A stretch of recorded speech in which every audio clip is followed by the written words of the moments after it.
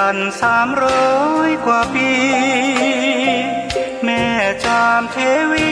สร้างพระเจดีย์ที่วัดดอยน้อยพร้อมเจดีย์โค้งอีกองค์เคียงคู่อยู่ดอยสลับก้อนหินใหญ่น้อยร้อยเรียงหน้าอัศจรรย์พระธาตุสีทองแงนมองฝูงพึ่งทำรังช่างมีมนต์ขลังพลังศักดิ์สิทธิ์บนนั้นกล่าวคำไหว้สากราบสักการะคนลุกขนชันสัมผัสถึงสายสัมพันธ์คงเป็นลูกหลานเคยร่วมสร้างบุญวัดดอยน้อยอยู่กลางยอดดอยโรยต่ออำเภอดอยละอเขตติดต่อป่าซางลำพูนเดินทางปลอดภัยจากเชียงใหม่หรือสายลำพูนยินดีต้อนรับนักบุญมาร่วมสร้างทานบารมีตี 3 ตี 4เปิดสถานีฟังตุลุงยองนักเทศเสียงทองชื่อเสียงดังก้องทั่วฟ้าธานีตัวจริงเสียงจริงวัดดอยน้อยแม่จามเทวีต้อนรับญาติโยมที่มีจิตศรัทธามาร่วมสร้างบุญ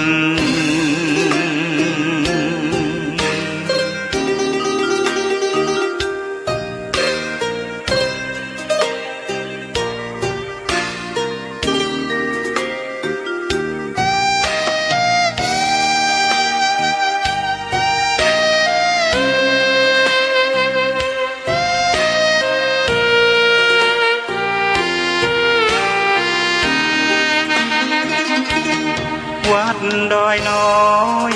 อยู่กลางยอดดอยโรยต่ออำเภอดอยละอเขตติดต่อป่าซางลำพูนเดินทางปลอดภัยจากเชียงใหม่หรือสายลำพูนยินดีต้อนรับนักบุญมาร่วมสร้างทานบารมีตี 3 ตี 4เปิดสถานีฟังตุลุงยองนักเทศเสียงทองชื่อเสียงดังก้องทั่วฟ้าธานีตัวจริงเสียงจริงวัดดอยน้อยแม่จามเทวีต้อนรับญาติโยมที่มีจิตศรัทธามาร่วมสร้างบุญ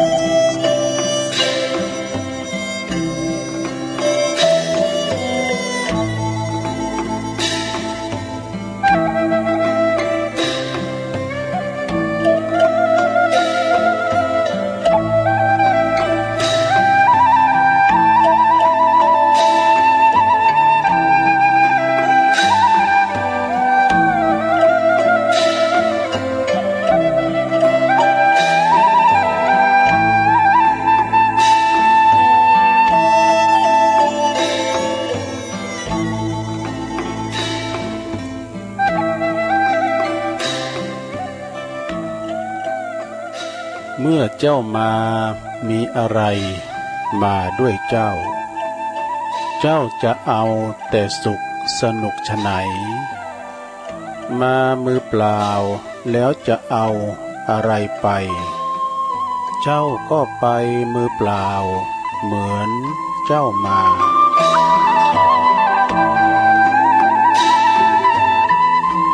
ขอความนอบน้อมแด่พระรัตนตรัย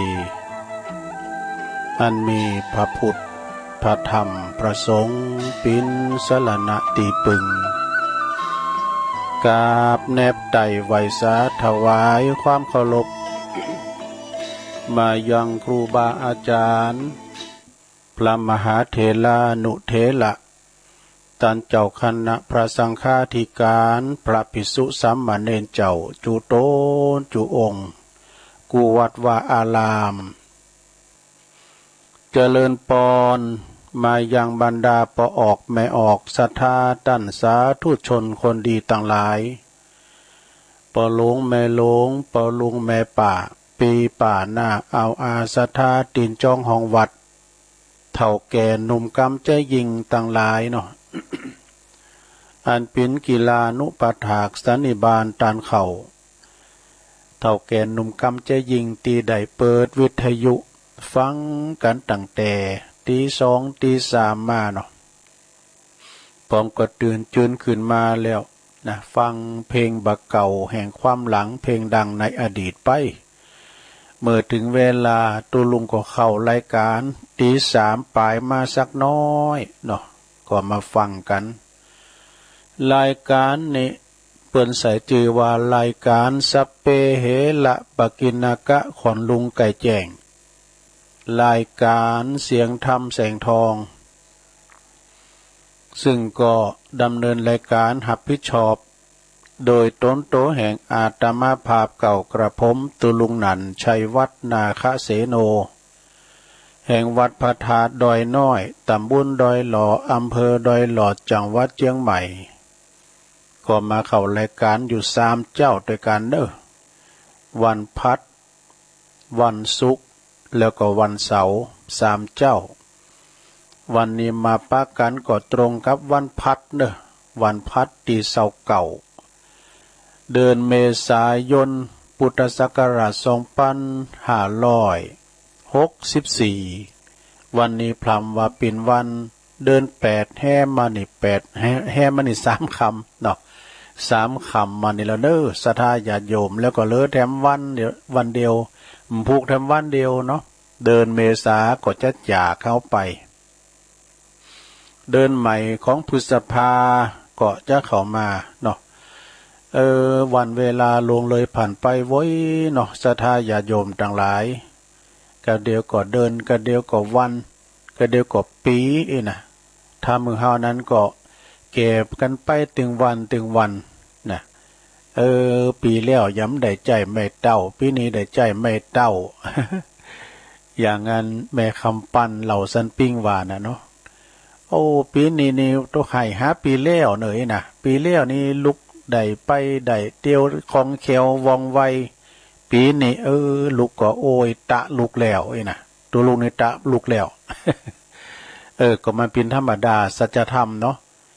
เข้าแก่แลมอนมาแล้วก็จะจะต้องประสบพบเจอเหมือนกันโมดเรื่องเจ็บปิ้นยินอุ่นเรียกว่าปิ้นโลกประจำร่างกายเฮาเฒ่ามาก็จะต้องปะมันเนาะก่อนที่จะไปตังสถานีวิทยุที่เปิ้นมีบุญต่อโสตประสาทหูของเฮาฟังกันไปก็เก่าสถานีโดยการตุลุงก็จะมานำไหวพระแล้วก็สวดมนต์ให้เกินศรัทธาเปิดความปินสิริปินมังกะละปินมงคลนำทำคำสอนแล้วก็อันคำสวดคำโยนี่เป็นคำคาถาออกจากพระโอษฐ์ของพระพุทธเจ้าศักดิ์สิทธิ์ศรัทธาญาติโยมทั้งหลายไล่เสน่ห์จังไล่สิ่งตีอันที่เฮาพึงปรารถนาไอ้ให้ไอ้ขาดนี้ไกลแสนโยชน์แสนว่านำปาสิ่งที่ปินมังกะละนะปินมงคลเข้าบ้านเข้าจองมาตื่นกันมาแล้วบ่ไปตังลงบ้างเขาก็ดีปัญโยนันลงโอนกิติลังกา แม่บุญพินอ่ำโคตรเขาตึงลงตึงหลายเนาะ เอา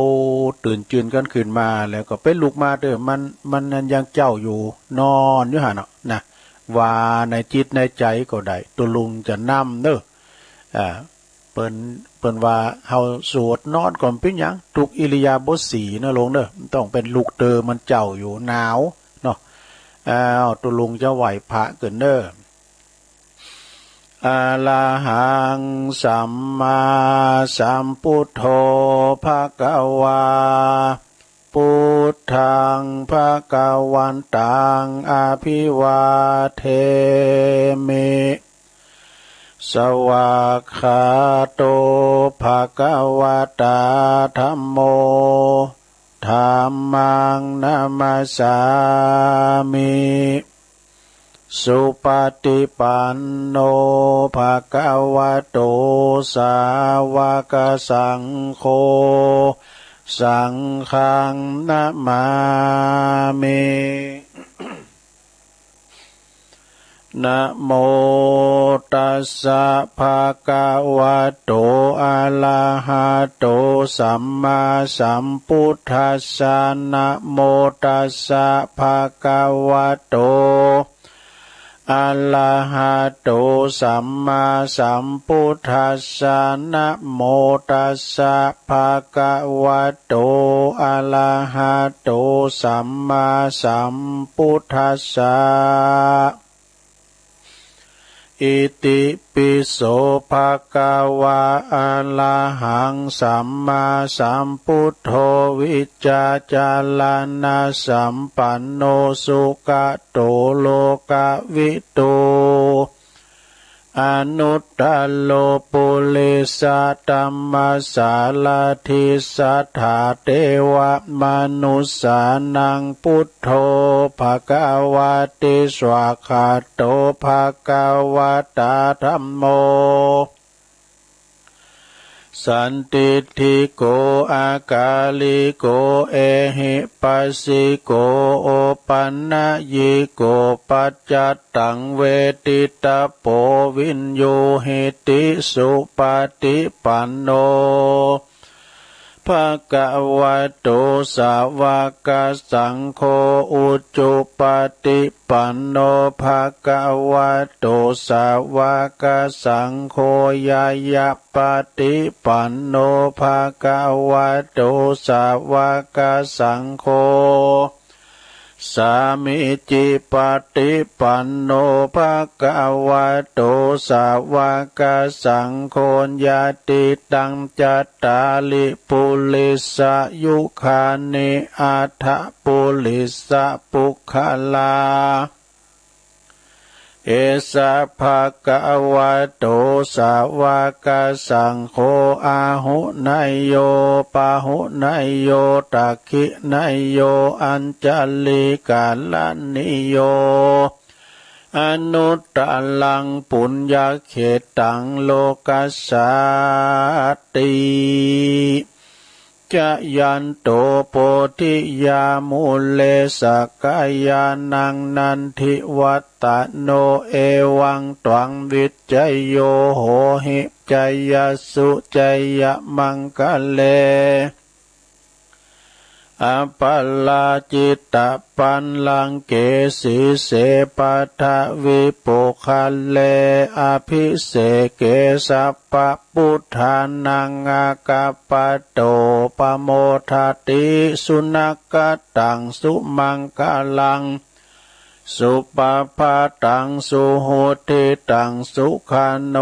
สุโมโหโตจัสสุยิทังพลัมมัจจาลิสุปัทขินังกายกัมมังวาจากัมมังปัทขินังปัทขินังมโนกัมมังปณิทิเตปัทขินาปัทขินานิกาตวนะละพันตเถปัทขิเนสัพพิติโยวิวัจจันตุสัพพะโลกวินาศตุมาเตภวัตวันตาลายโยสุขีติกายุโกภวะอภิวาทานาสีลิสานิจังวุตตาปัจจายโน จัตตารโอธรรมาวัฏันติอายุวันโนสุขังปะลังเอาแล้วศรัทธาญาติโยมต่างหลายตุลุงก็ปินเก้าปินโหนำสวดมนต์ไปปินตีเรียบร้อยพุทธคุณธรรมคุณสังฆคุณขอคุณพระติตไลรัตนะผ่านแผ่วพระแก้วเจ้าตั้งสามประการจงได้ดลบันดาลมาปกป้องคุ้มครองรักษายังครูบาอาจารย์พระสงฆ์องค์สังฆเจ้าพระสงฆ์องค์สมณเณรเนาะอยู่กับวัดกับวาได้เผยแผ่สัจธรรมคำสอนขององค์สลีสัพพัญญูพระพุทธเจ้าได้สืบทอดพระศาสนางอกงามไพบูรณ์เนาะเป็นเนื้อนาบุญของปออกไม่ออกศรัทธาได้กราบได้ไหวยึดเหนี่ยวจิตใจเนาะมีสุขภาพพลานามัยสมบูรณ์แข็งแรงเหมือนกันกับปออกศรัทธาก็ขอมีสุขภาพพลานามัยสมบูรณ์แข็งแรงเนอะมีความสุขกายสบายใจนะความสุขทางกายก็คือพ้นจากภัยจากโรคภัยไข้เจ็บต่างๆสุขทางใจก็ปราศจากความโลภโกรธหลงเนอะนำศีลน้ำตาลกินต้านกันไปใจเนาะวันนี้ก็ได้มาพบมาปะกับศรัทธาญาติโยมปออกไม่ออกตั้งหลายต่านบางคนนั้นก็ตื่นแต่เจ้าเนาะมันรับดีศรัทธาญาติโยมทั้งหลายตั้งแต่ฝนตกลงมานี่นะตัวลุงก็เยอะว่านี่มันได้ไปไหนเนาะคนรับนี่ดึงสองภาคเจ้าภาคบ่ายก็บรรยากาศมันปิ่นอกปิ่นใจแต่ตอนบ่ายตอนเจ้าก็มานอนมายีบรับไปที่ในตีนอนเตียนที่โมงเก่าด้วยใจอันเตียนสถานีเนี่ยนะมิงไปกำบดได้ปิ่นชั่วโมงบ่ก็แฮก็ฟุ้นก็ต่อออยซิได้บดปิ่นดีรับปิ่นดีนอน แบกมอนไอ้นายมอนก้านเนี่ยก็ย่างที่นี่แล้วก็ไปลุยไล่ไปนอนอยู่ที่ห้องใหม่เมื่อกะก็คือมันรับตอนบ่ายนะคืนนี้กูนี่มันรับไปใกล้เนี่ยขึ้นรับอยู่เนี่ยมันขึ้นแล้วนี่ก็รับอยู่สะดุ้งตื่นมันก่อนนาฬิกาปลุกเฮ้ยก่อนมา 3-4 นาทีลุกมาล้างหน้าก็มาเอกะเข้ามาก็เปิดสถานีแงนพอเมืองฝ่าก็มีฝ่าอยู่เหมือนกันแต่เดินมันหามอยู่สถา3 คำนี่นะเดินแฮม3 คำเดินมันหามอยู่ก็ยังแก่งอยู่มาปบมาปะกันวันนี้ก็บางตันบางคนก็ยังอยู่ในห้วงแห่งความนิทรามันรับโมนได้คือจะมาฮอดนะฝุ่นตกในโรงปวดโตนะพัดลมปิ้นหมอกเนอะเฮามาเกิดเผานะกันมีพัดลมเฮาได้เยอะจัดได้เนาะเปิดขึ้นหงคือเผาเนาะกันมันปิ้นรถมันเวียนมันกิ่งนี่นะสถานพัฒน์ไปถึงกรุงเทพมหานครบ่แต่ก็เฮารับมันก็ย่างแนวพัดมุ่นโจรกันมันย่างเฮาก็ตื่นไฟฟ้านี่ก็เน็ตนะแกนี่แกมันดับนี่ผมได้ยินสักอย่างไฟฟ้าก็หันลงได้ยินเสียงตุลุงก็นี่ไฟฟ้านี่นะซะดามันแน่นะแล้วก็ปวดโธ่กาไฟฟ้าขึ้นเนอะก็บางพ้องก็มีอันเครื่องปรับอากาศมีแอร์เปิดแอร์ไผมีพัดลมก็เปิดพัดลมกันไผมีพัดลมก็วีคนเดียวเนาะซะดาคือรอกะเนี่ยตุลุงว่าในการฝนตกมาเนี่ยมันประหยัดหลายอย่าง1เขาได้เปิดพัดลมแล้ว2มันได้เปิดแอร์แล้ว3ได้ใส่น้ำลำไยแล้วมันหลายอย่างนะซะดาเนาะตกมาก็จุ่มเด้อยินใจว่ามันฝนตกสิฝนตกหลายก็ต้องลงฝนตกสินะคนนักก็ต้องลงฝนอดนะก็ยิ้มว่า2 กำเนาะฝนตกสิล่ะว่าสิเดียวนี่ คนหลายก็ต้องลงคนนักคนอดนะปตอดนี่กะ เอาละเนอสดาก็จะเประตังสถานีวิทยุที่เพิ่นมีบุญคุณกับหูเฮานี่นะมีเก่าสถานีกับเนอสถาตีในเครือข่ายที่เปิ้นรับสัญญาณรายการธรรมะภาคชงตอนเวลา 3 โมงถึง 5 โมงตี 3 ถึง 5 โมงเนอะก็มีสถานีวิทยุเพื่อการศึกษาและวัฒนธรรมคือวัดไฟหินเท่านี่นะ FM 104.50ตำบลสุเทพอำเภอเมืองจังหวัดเชียงใหม่โดยเมตตาบารมีธรรมอาจารย์ท่านพระครูสมุวิสุวัฒน์วรกิจโจท่านพระครูเปิ่นลิงสัญญาณพวกตัวเดี๋ยวนี้ฟังเพลงกันกันแต่ย่ามตุลุงออกเปิ่นดึงลิงสัญญาณเจ้าให้หน่อยตุลุงทองตุลุงก็ฟังนะฟังจนจบตุลุงทองจบกับเปิ่นเสริมเพลงออกเลยกราบขอบคุณในเมตตาบารมีธรรมอาจารย์พระครูวิสุวัฒน์เนอะสถานีที่2สถานีวิทยุคณะสงฆ์อำเภอฝางเนอตั้งอยู่ที่วัดพระบาทอุดมนำบ่อสาวาสำนักวิปัสสนา FM 100.25 เมกะเฮิรตซ์อำเภอฝางใจปราการแล้วก็แม่อายครอบคลุมกันหมดอันนี้นะโดยเมตตาบารมีธรรมหลวงพ่อพระครูสุจิตานุรักษ์เจ้าคณะอำเภอฝางเนอเปิ้นก็เมตตาแล้วก็ขอบคุณตุปีเจริญโชติธรรมโมเจ้าวัดวัดสันโค้งอำเภอแม่อายเปิ้นลิงสัญญาณไปกราบขอบคุณตุปีนะครับเนอะแล้วก็สถานีที่3แดนดินถิ่นล้านนาตั้งอยู่ที่บ้านโฮงงัวตำบลนำบ่อหลวงอำเภอสันป่าตองโดยเมตตาบารมีโดยFM 103.50ขอบคุณปีอ้ายไต้โหเฮาเนาะนะรุจิสมบัติเงาคำเจ้าของสถานีที่4ธรรมะของชุมชนคืนธรรมะของชุมชนนี่ก็ตั้งอยู่ที่วัดห้วยตองศักดิ์ตำบลขวงเปาอำเภอจอมตอง FM 98.75 เมกะเฮิรตซ์สายไต่นี่นะโดยเมตตาบารมีธรรมอาจารย์พระครูวาปีวรมานิตท่านอาจารย์ชวลิตชัยวังโสวันนี้สมบูรณ์แบบ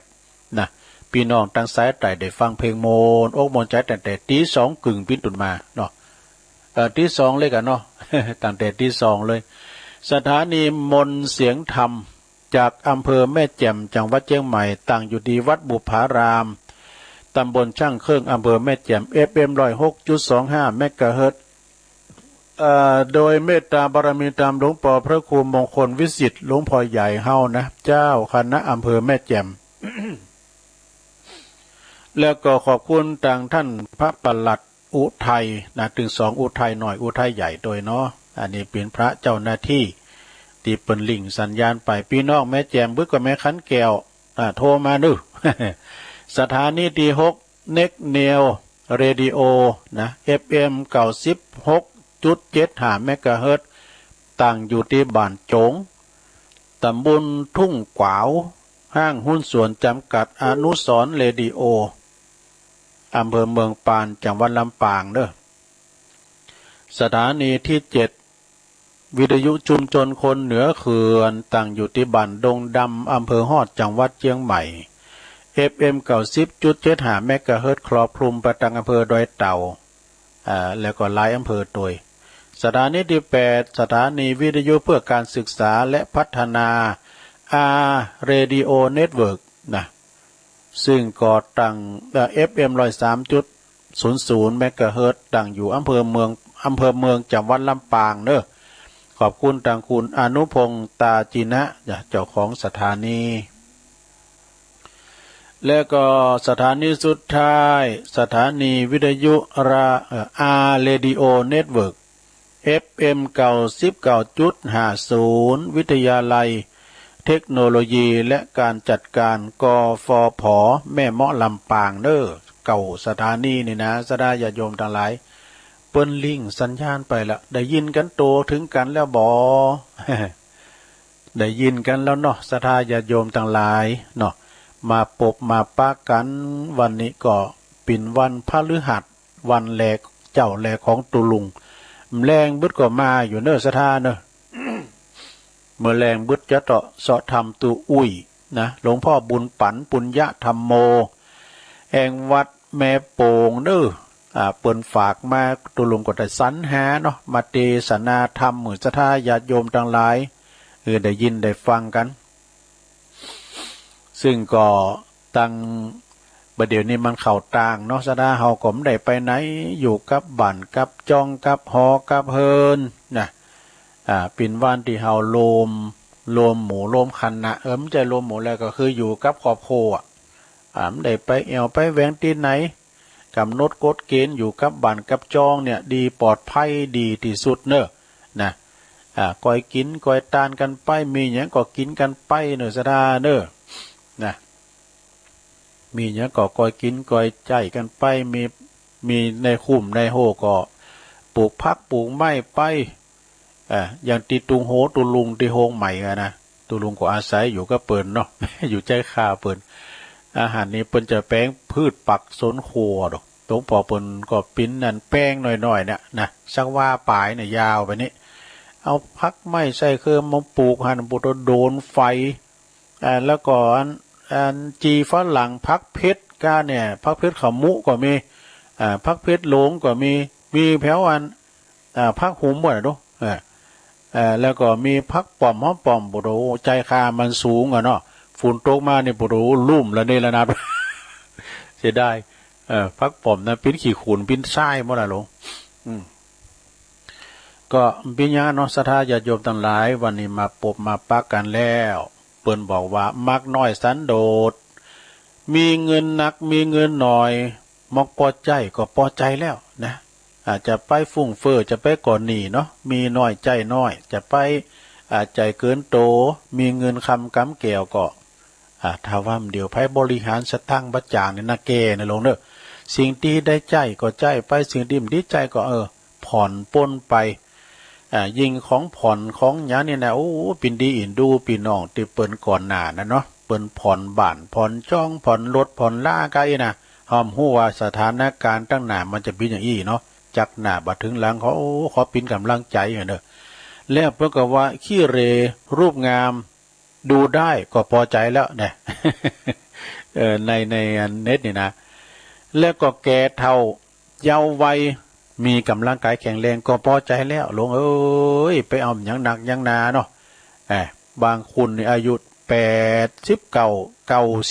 ก็มีนะเขียนหนังสือได้อยู่นะโทรศัพท์ได้อยู่เปิ้นโทรมาหาครูบาอาจารย์เนาะบุญเก่าเปิ้นถ้าหมดเปิ้นร่างกายแข็งแรงยังก็ตามถ้าวันร่างกายเฮาสมบูรณ์เนี่ยหลวงเอ้ยบ่เจ็บไข้ได้พยาธิเตียวได้ไปปิ้นจอยเหลือตัวเองได้นะอายุหนักมาก่อนปิ้นยังไงนะเหมือนเปิดถูหวยนั่นเนาะ เปิ้นว่า อยากดีมีจนขอให้เป็นคนดีก็พอใจแล้ว แต่กันเนาะจะตุกจะอยากจะอับจนกันอยากพันได้ก็ตามเฮาเป็นคนขี้ลักขี้ขโมยมอกปออยู่บ่กินก็พออกพอใจแล้วนี่โพสามีเนาะกับจ้าเผื่อมากลับถึงบ้านก็พอใจแล้วนี่ภริยานะขี่บนใส่ใจก็พอใจแล้วนี่มันก็ขี่บนพองอันความจริงนี่เปิ้นโจมเปิ้นสามนี่ก็เป็นธรรมะเปิ้นกับเปิ้นโปยเปิ้นโปยตาเหมือนกันนะโผลองฟังพอดีๆดอกเมมันจุ่มมันสามน่ะมันเป็นกรรมดีร้อนๆลูก มันเป็นกรรมเตือนน่ะเหมือนกับธรรมะเหมือนกันนะมันบ่นนะสูจะไปกินเกินกับอันเล่านั่นน่ะมันเปลืองชะตังมันแปลงยาเนี่ยก็ถูกแล้วนี่เนาะเอามองให้มันดีในกรรมเดี๋ยวนี้มันได้นะการกินหนักลำไปนี่ก็ไปอยู่ร้านเหล่าตองน้ำทาเนี่ยมันก็ปลอดโปร่งหมดศรัทธาญาติโยมหุ่นน้ำตาหุ่นต่างเนี่ยไผมันขี่รถไปไหนล่ำเหลือภรรยาขี่บนใส่ใจก็พอใจนะแล้วก็เด็กน้อยดื้อซนสอนแต่เฮาสอนได้นี่ก็พอใจแล้วนะละอ่อนนี่มันเธอก็สอนบ่ได้นะสอนก็เทงอยู่ป้องๆน่ะเทงก้ามบ่ตกฝากนะเพิ่นว่านะมันดื้อมันซนจะได้ก็ตามมันสอนได้นี่ก็พออกพอใจแล้วเมืองจะไปย่านเนี่ยไปขึ้นไม้ก็ไม่บ้านเรือนบ้านเฮือนเฮาเล็กหรือใหญ่อยู่ได้ก็พอใจแล้วนี่เปิ้นจะขี่เฮือนจุนกันคุณถ่อมก่อนเปิ้นว่านะ แบรนด์เนมอีกแบรนด์เนมหรือไม่ใจใดก็พอใจนะก็พอใจแล้วปัญหานักเบาแก้ไขใดก็พอใจแล้วนี่จากเกิดมาจากนี่มีดีก็พอใจแล้วชีวิตคนเฮาเท่านี้ก็พอมีตัวอีกก็พอนะพอใจแล้วศรัทธาญาติโยมทั้งหลายขอบคุณพุทธิธรรมคนเดิมนี่อันนี้ไม่ใช่ธรรมดานะพุทธิธรรมคนเดิมนี่นะศรัทธาเปิ้นปิ้นรองเจ้าคณะอำเภอลีกันอยู่วัดพุ่นน่ะอยู่พุ่นน่ะเมืองลีนะ ก็เปิ่นอ่านส่งไล่มาเหอะเนาะขอบคุณหลายๆแล้วก็ยังมีแถมบทหนึ่งสดาญาติโยมทั้งหลายก่อยฟังไปเตอะนายตุลุงก็ติ๊กไว้มันก็ได้ทำขั้นบานไว้นะสดาจู่ๆนี่จะมาเลยบ้าอย่างนั้นนิ่มได้อย่างนั้นปู่แทนนะบนจางย่ะอันนี้เฮาก็อันใดดีก็มาเก็บก้อนไก่มาเกิดว่าผูกนี่อ้อมยังไปเปิ่นเนี่ยสถาไอ้นะมันก็ต้องคุ้นคว้าสถาญาติโยมทั้งหลายนะการฟังเทศน์ฟังธรรมนี่ก็เหมือนกันฟังฟังธรรมนี่นะบัดใจว่ากันอย่าเฮาแรงเบื่อเทศน์ธรรมตัวอุ้ยเนยอันสบายกะเนาะเฮาก็พอในธรรมแต่ว่าอันนี้เฮาก็เอาอันนั้นหน่อยอันนี้หน่อยมาผสมผสานกันไปการฟังในแนวเปิ้นว่าการเฮาตั้งใจฟังนี่ก็ได้ประโยชน์จันนะเรียกว่าสุสังละพะเตปัญญังนะการฟังโดยดียอมเกิดปัญญาตุลุงนี่ตามประเกิดที่ในสอบฟังเปิ้นนะสอบฟังครูบาอาจารย์ย่ำขึ้นแล้วเนี่ยเปิ้นกันนะโอ้ยมอนมันทางนั้นนะมันสมองแต่จังตุลุงเน้มทานเนี่ยกันว่ามาสองคุณในนำแดนเปิ้นเนาะมันเหมือนคุณเดียวเฮ้ยวันเช้าหนูนี่กันเปิ้นมาสองคุณนั่นเอาไม้คุณละไม้น่ะเต้นเปิ้นเนาะโหมเต้นเปิ้นมันเหมือนอันแล้วก็เปิ้นเรียกว่าศิลปินไม้เดียวถึงเรื่องนักเทศน์นะสดาญาติโยมทั้งหลายเปิ้นเทศน์เทศน์ธรรมเดี๋ยวเฮาฟังเดี๋ยวเฮาเก็บก้อนไก่เอามานักเทศน์ดีๆนั่นน่ะเปิ้นว่ามีหลายอย่างด้วยกันเด้ออันนี้เรียกว่าองค์แห่งธรรมมักกะถึกคือนักเทศน์หลายอย่าง1แสดงธรรมไปโดยลำดับบัดตัดลัดคือขาดความเนาะอย่างตุลุงเทศธรรมมาลายโผด้วยเนาะสมมุติเทศเป็นโผนี่นะสุลานามาหินเนเยาเมาไว้คาถานะสาธาโวตัดเอาหันหน่อยนะอันนี้มันก็เตียวก็เพื่อความเข้าใจแต่ตุลุงมีเหมือนกันนะตัดเอาหันหน่อยนะแต่ว่าบนบรรยายนี่ก็ลบลัดตัดความนี่นะอันนี้ก็ข้อหนึ่งเนาะข้อสองอ้างเหตุผลแล้วก็แนะนำให้ผู้ฟังเข้าใจเนี่ยบุญมันเป็นอย่าได้นะอย่างลุงนั่นเปิ้นเคยไปวัดกะมีไปก็เดินก็ตู้ลุงว่าอย่าได้ก็ว่าโตยบ่ฮะกะได้เข้ากองไปนะโอ้พอออกวันนี้มาวัดกะพอออกวันนี้มาวัดกะมันว่าโดยเปิ้นนี่ดิกะโหอย่ามาว่าอย่าตัวลุงอย่ามาว่าตัวลุงน่ะจะหันหายแล้วนี่จะหันหายอย่าได้คิงเจ้าอย่าได้ใส่กันอันนี้เปิ้นเคยไปวัดเนาะอ้างเหตุผลแนะนำให้ผู้ฟังเข้าใจบุญพิจารบาปพิจารอย่างกันเนาะข้อที่3ตั้งจิตเมตตาปรารถนาให้ปันประโยชน์แก่ผู้ฟังนี่ปรารถนาให้ปิ้นประโยชน์แก่ท่านผู้ฟังนี่ก็อย่างศรัทธาญาติโยมเขาถึงวันเนี่ยเขาฟังหรอกครูบาอาจารย์ว่านะกันเวลาว่าไฟฟ้าดับก็ดีอินเทอร์เน็ตบ่ดีก็ดีมันได้ยินนะโปโตโหยหาโดก็ตุเจ้ามื้อนี้ไปไหนบ่ยิดักแซบนี่นะกว่าที่วิทยุมันจะออกจากแม่หลวงเขาได้ยินนี่นะหลวงมันแจ่มแห้มดีนะเสียงตุลุงอูดนี่เนี่ยวัดพระธาตุน้อยๆเนี่ยมันไปพระปูนกับว่าปหลวงนั้นอาคมว่านะมันไปกรุงเทพแล้วปิกมาว่าดูโอ้เดี๋ยวนี้ย่ำถึงนครสวรรค์นี่กันเพิ่นว่าอันนี้เก้ามานะหัวปู่ครับจะหัวปู่กะศูนย์มันนี่ก็หาเนาะศูนย์อินเทอร์เน็ตนี่นะแม่ปู่มันอยู่ปุ่นน่ะกรุงเทพปุ่นน่ะตุลุงอู่ปุ๊บนี่นะมันไปกรุงเทพแล้วย้อนปิกว่ะดูดูโหมันก็ทำงานนักเหมือนกันเด้อหลวงเด้อแม่หลวงเขานี่กันมันได้ยินกับบ่โดเดือดร้อนกันนี้เนี่ยกว่ามันจะได้ยินเนี่ยนะมันแจ่มห้ามดีเนี่ยนะสมมติว่าลุงเต็กนะเต็กปุดเต็กแม่น่ะมายิ้มดังไอ้นะปุดปูเหอแตกก็แหละอาจารย์วิศวัตก็โทรมานี่ตัวลุงผมเปิดรอยเนี่ยตัวลุงย่ำเปิดมาน่ะเจ้ก็ตั้งลุงเปิ้นปิดระบบค่า มันมีสัพพะนะหลวงกว่ามันจะได้ยินออกจากวิทยุแจ่มห้ามดีเนอะแต่ประเด็นนี้ราบลื่นดีนะเนาะสะด้ามวางนี่มันป้อไข่เดือดร้อนได้ยินชัดเจนดีเนาะนะพี่น้องเมืองฝางก็ได้ยินเสียงระบบแล้วเนี่ยได้ยินหมดแม่แจ่มก็ได้ยินนะ ข้อที่สี่ไม่แสดงธรรมโดยเห็นแก่ลาภปุโถวันนี้มันใส่ใบหามาไว้ ใบสีโมงแต่น้ำจะโมงซูเปอร์แมนไหนเนาะยัดเตะทำมนนะครับเราเนี่ยอันนี้มันใส่มาเนี่ยอันนี้จะได้เนี่ยโอ้ใบซาว2 ใบเอาห้ามดีเอาไว้ อีกผมได้เนี่ยสะด้าเนี่ยแต่แม้ตุลุงโบสถ์ใหม่นะมันเกยนะตุลุงเอาทำอันนี้กันว่าวันศีลคุณเถามานอนวัดเนี่ยแต่งก็ไปตีที่เพิ่นฟังนี่ปอหน่อยปอนั้นเพิ่นก็ได้แต่สอนนี่โอ้ครูบาอาจารย์ตุลุงหนักเด้อที่เพิ่นสอนปิ้นสอนเตียธรรมเลยนะสอนธรรมยองก็มีก็มีตั้งเนี่ยกะท่านหลวงปอท่านพระครูกิติยานภิสิทธิ์ตุนาเกิดครูบาบุญเกิดที่เพิ่นกำลังปิศพไปว่านี่เพิ่นก็สอนนะแล้วก็ปออาจารย์ปอนนานอ้ายแก้วสุกนี่เพิ่นเป็นปออาจารย์เนาะปอนนานวิรทัตเตชาวงศ์นี่ก็เพิ่นก็สอนอันนี้กำกับตลอดเพราะว่าเพิ่นเป็นจารย์มาตลอดนะเป็นดึงปออาจารย์เป็นดึงปอโลงเนาะแล้วก็ปอนนานมานะปอนนานมานี่กิตติวงศ์นะเนี่ยเพิ่นก็สอนเพิ่นเอาทำเหมือนตัวลุงเตดเอาตุ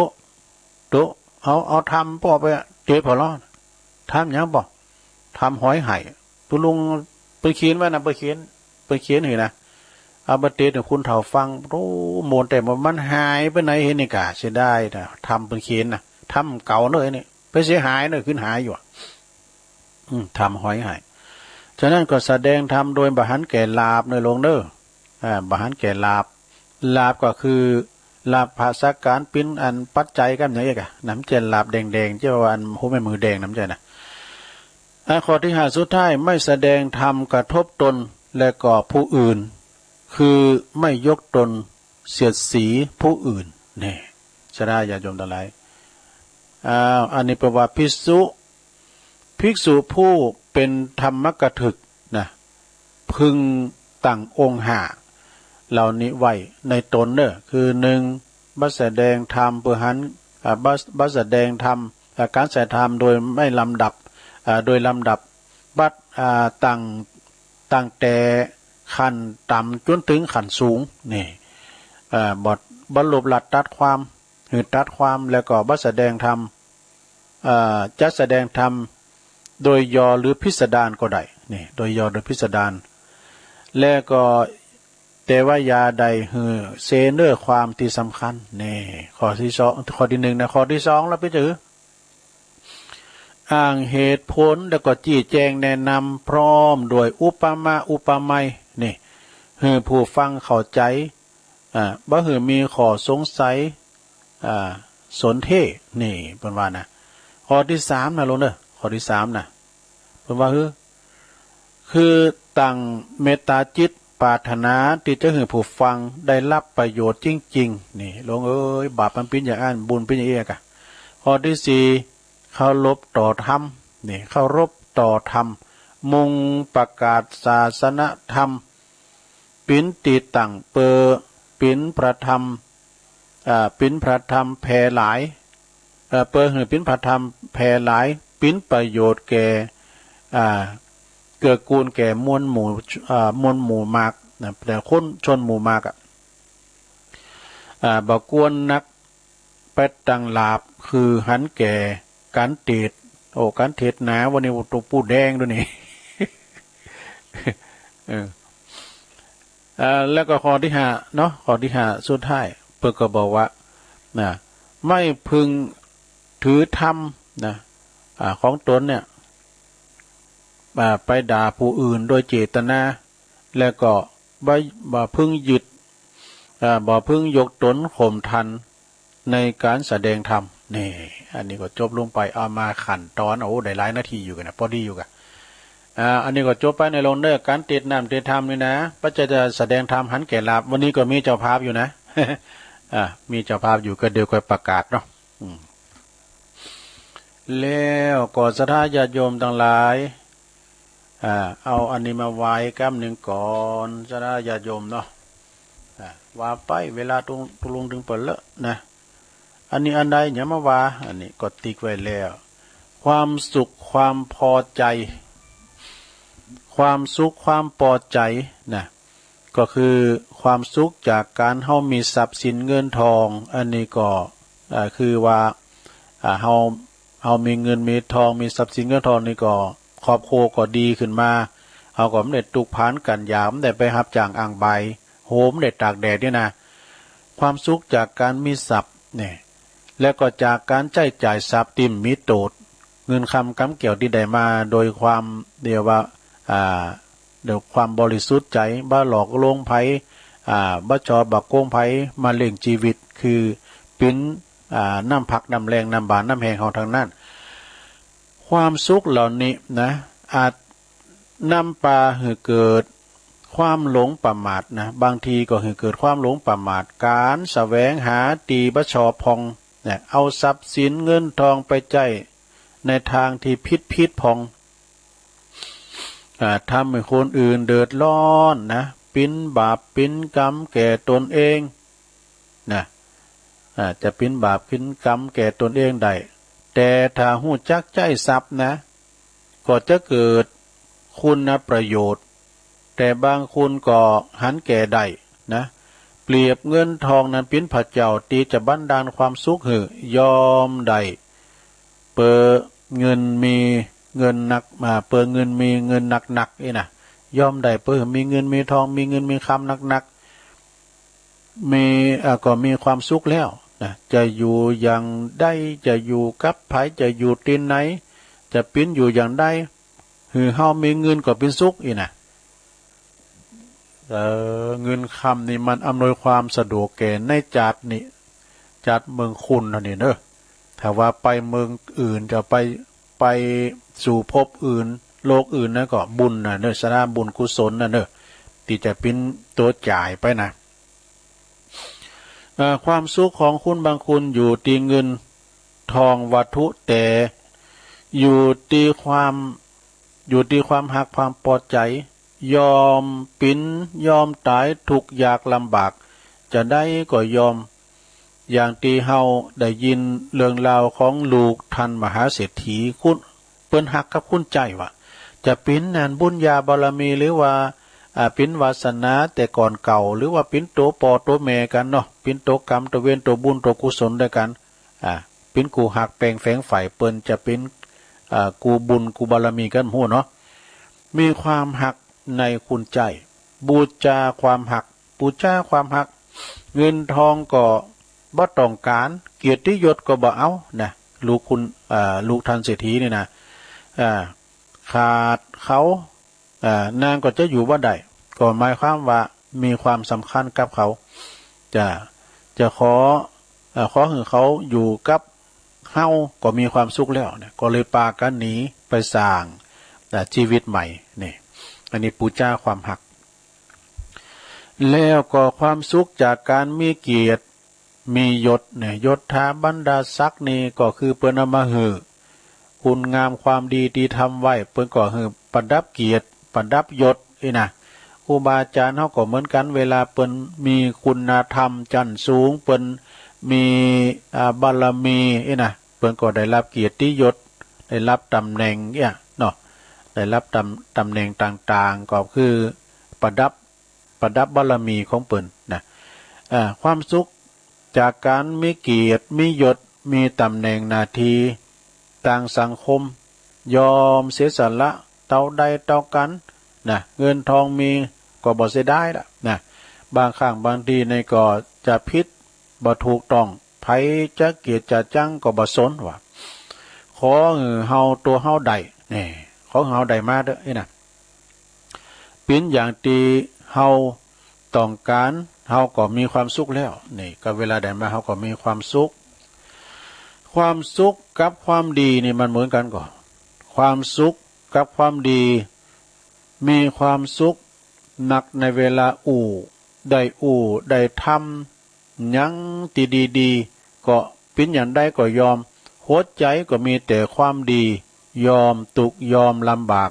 ยอมเสียสละเพื่อความดีจะอยู่กับไผที่ไหนก็คิดแต่สิ่งจะหือสิ่งที่ดีๆหือนะกึดถึงความดีเฮาก็มีความสุขแล้วที่เฮาได้แบ่งปันได้จาคะได้หือปันเปิ้น ปิ้นตุกไล่เข็นใจมาเฮาหือเปิ้นมาบินเทบาทเฮาก็ใส่บาทนี่นะกึดถึงเมื่อใดเฮาก็มีความสุขละนะเวลาเปิ้นขาไดเฮาหือตอนที่ไปขาไดนี่อานิสงส์แห้งเนอะเวลาเปิ้นขาไดเฮาเอาปันเปิ้นก็ฮับไปอย่างนั้นเอ้นะโอ้อานิสงส์ก็แห้งเวลาเปิ้นอยากกินข้าวเฮาเอาข้าวของเปิ้นนี่นะหือเปิ้นกินแล้วอิ่มนะโอ้ยมันภูมิใจเฮาได้อานิสงส์แต่บางคนเนี่ยเปิ้นก็มาตานโคกข้าวตอนที่เปิ้นชั้นข้าวแล้วเนี่ยเอาเนอะตัวเนอะรู้ทำมาสุดฝีมืออะไรเนี่ยมันอิ่มเวลาในสูของมาจ้าเนี่ยยิ้มมาเวยเดิมหน่อยนึงเนาะมีอันเติงเนาะมันนั่งว่าไก่แล้วบัดนี้อันศรัทธาเพิ่นก็เนาะอันโตวันเสาร์เนี่ยผมจะไปตานขันข้าวนามันว่าได้พินหา6 วันเบิ่เนาะวันเสาร์เนี่ยต้มต้องแหมกินเด้อผมจะเอาอันผู้แดงไป เอาก็ถึงวันไก่ถึงวันเสาร์หลวงพ่อก็วันเสาร์นี่โยมไปจะมาตานโคกเขาเนี่ยเพิ่นว่ามันแหมกินมาหวังใจน้ำบ่อห้วยหน้าเนี่ย มาเปิกมาอุ่นใจน้ำห้วยหน้าเวลาน้ำฟ้ามันตกมาก็บ่ได้กินนี่ หาวว่าไปเอาก็เอาแกงผักลายเนาะแกงผักลายก็โอ้เพิ่นนี่มาแต่เอาแล้วเอาผักลายเอาคืน อันนี้อู่ถึงวันนอกลึกหน่อยนะสุมาเด้อความสุขจากความสงบในหน่วยศรัทธาญาติโยมทั้งหลายความสุขจากความสงบมีความสุขหนักบัดต้องมีไผก็พอใจอยากมีเงินมีทองหรือว่ามีกดตามก็เป็นหยังวะนะมีความสงบในจิตในใจบัดต้องกังวลปิ้นโหงมีธรรมในใจน่ะยอมรับได้อยู่กับความปล่อยวางนี่หือมากที่สุดบ่ยึดมันจนเกินไปบ่ยึดมันจนเกินไปอยู่คนเดียวอยู่สันโดษนะอยู่คนเดียวอยู่กับความสงบอยู่กับความสุขอยู่กับวิทยุเนี่ย เนาะลงเนาะอยู่กับวิทยุเนี่ยมันสุขอกสุขใจอันอย่างนั้นแม่สุภาพหลักหวานโอ้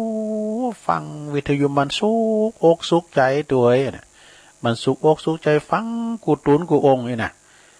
มันก็ไปคุณละสัตว์ตายคุณละสัตว์ตายมันคือแล้วนี่ก็โมนอกโมนใจเนี่ยเป็นสองกันนี่เนาะสองมันสมองนะตามแต่มันบัดซ้ำกันนะโยมบนวานะมันก็ไปคุณอย่างเด้อเนี่ยมันก็เขากินข้าวบางพองก็มักแกงผักละบางพองก็มักแกงผักกาดเนี่ยกะเนาะก็สอบไผ่สอบมันแล้วก็ขอให้เฮาพิจารณาตนเองว่าเฮาเนี่ยอยู่ในลักษณะสุขแบบไหนเนี่ยถูกต้องเหมาะสมเพียงใดเฮาควรแก้ไขพัฒนาตนเองในทางไหนในเรื่องของความสุขนะต้องคืดพอเนี่ยหลงคืดพอเหรอหลงมีความสุขตั้งใด สุขมันมีหลายแบบนะอย่างเฮาว่านะสุขเมืองคุณสุขเมืองฟ้าสุขไปน่ะคือพระนิพพานใจสุขเมืองคุณเฮามีหยังก็สุขเนี่ยกะสุขมีข้าวไว้กินสุขมีแผ่นดินไว้อยู่สุขมีกูนอนนำนี่สุขมีเงินมีคำติ้มถุงติ้มไต สุขได้อยู่เฮิรนหลังใหญ่มุงกระดานสุขมีลูกมีหลานมานางแวดเฝ้าสุขของคุณหนุ่มคุณเฒ่านะคุณหนุ่มได้ไหมเนาะสอบฟังธรรมเนี่ย อย่างเฮาอันคุณเฒ่าเนี่ยมันตึงสอบฟังธรรมนะลุงเนาะคุณหนุ่มให้มาฟังหันเพื่อก่อนรับกันนะกะนะอันนี้ความสุขของการฟังนำฟังธรรมมี4 อย่างนะกะอย่าง5 อย่างเนาะสุขการฟังเทศน์ฟังธรรมก็ฟังกันไปใจเนอศรัทธาญาติโยมทั้งหลายการฟังนี่ก็คือว่ามันเป็นการดีไม่ได้ลงทุนแต่ได้กำไรหนัก เพราะว่าคุณตีตะอู่เนี่ยต้องคุ้นคว้าอย่างตุลุงซ้ำห้ายนี่กันไก่มาก็ตื่นเต้นอันนี้เสาะหาอันนั้นอันนี้หน่อยมาเอามาอู่มาจากะปอกศรัทธาผูกนี่จะเอายังมาอู่น่ะเฮ้ยเฮาสวดมนต์ไปมันแรงเฮายังกืดอยู่นะผูกนี่เอายังมาอู่กับศรัทธาจะเอาทำอะไรมาเตะใจน่ะก็กืดบ้านี้นะแล้วก็สันเตก็โยมไปก็หันใจก็ส่งขอความมาก็มนอกมนใจ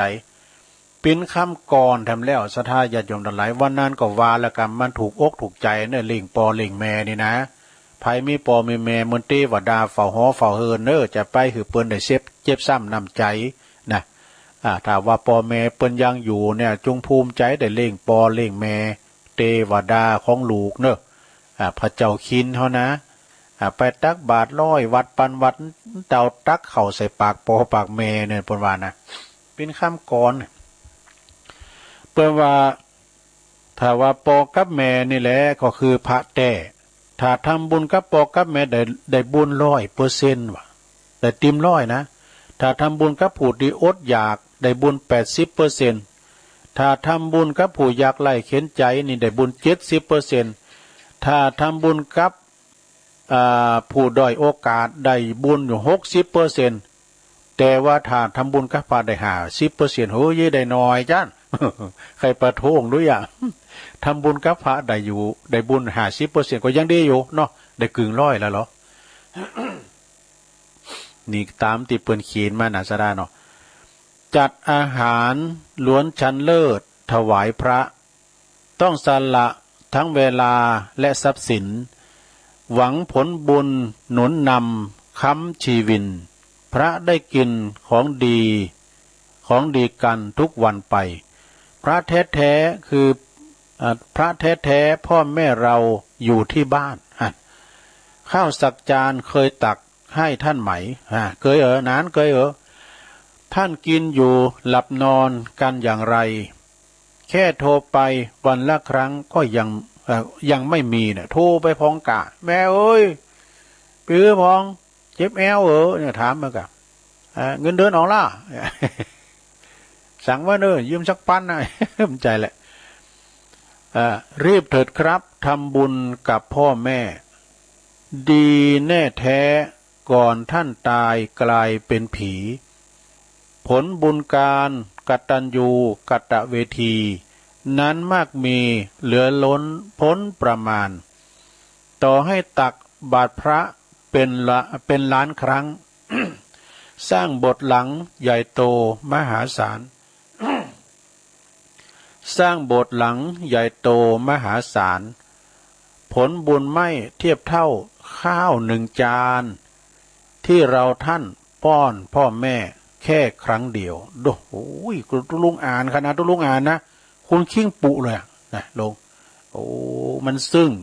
นะเขาอกเข้าใจแต่ศรัทธาญาติโยมทั้งหลาย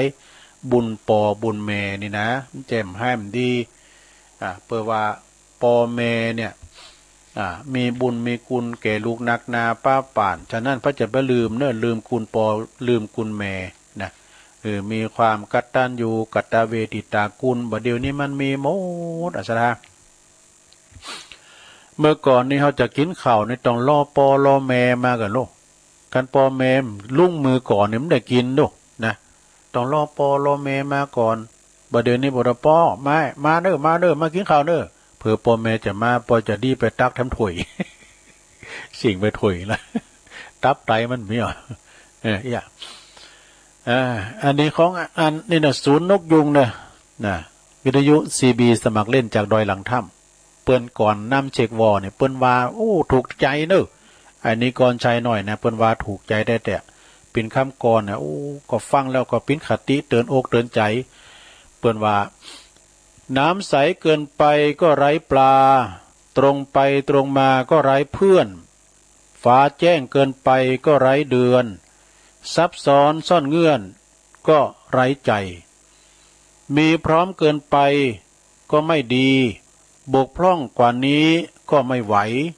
ลุ่มหลงเกินไปลุ่มหลงเกินรักก็หนักใจคิดมากเกินไปก็หนักตนนี่อ่อนน้อมถ่อมไปก็เสียเชิงแต่เพิดเปิดเปิงก็เสียผลเข้มงวดเกินไปก็เสียคนยอมให้ทุกหนก็เสียการนี่พอให้ได้พอให้ได้ก็พอดีพอให้ได้ก็พอดีหยวนเกินหยวนท่วนทีก็พอผ่านเงียงหูหลีตาพอประมาณสงบคำรออ่านผลงานจริง อันนี้เป็นก่อนที่จะเช็ควอนะเช็คสัญญาณระบบวอ16นี่นะเปิ้นจะเอานี่มาว่าก่อนตุลุงก็ฟังเปิ้นเช็ควอแต่บางทีตุลุงก็ไม่เช็คนะฟังเปิ้นได้ตุลุงก็เป็นหนึ่งในสมาชิกของเปิ้นนะ005นะ601 005วอ2ทราบแล้วเปลี่ยนอันนี้เป็นนั่นคืนบุญเนอะซะท่าเนอะเวลาว่าเปิ้นจะไปกินตานตินไหนไฟใหม่แต่ล่ามก้าก็มีตันครูบาเจ้านะ001นะท่านครูบาท่านพระอธิการสมคิดปัญญาวัชิโลเจ้าวัดดอยหลังถ้ำเนี่ยโอ้อันนี้เปิ้นไปกินแปดตานที่ธุระกันด้านไปสร้างแล้วก็ไปจอยเหลือปีน้องตั้งแดนธุระกันดารที่เปิ้นนั้นอยู่ตามดอยตามหยังต่างๆโตต้องรถโฟวินทางนั้นเนี่ยเปิ้นไปกันนะคุณผ่าคุณโคอันเดก็ยำแล้วก็เอาผ่าโคเป็ดตานผ่าหุ่มก้ามแล้วก็เอาขนมก้าเนี้ยไปแจกไปจ่ายพี่น้องเจ้าดอยนะเดี๋ยวนี้ไปไก่ทำไมซ้ำแลบนี่ก็ไม่ขายได้เนี่ยระวังลูกหลงนะ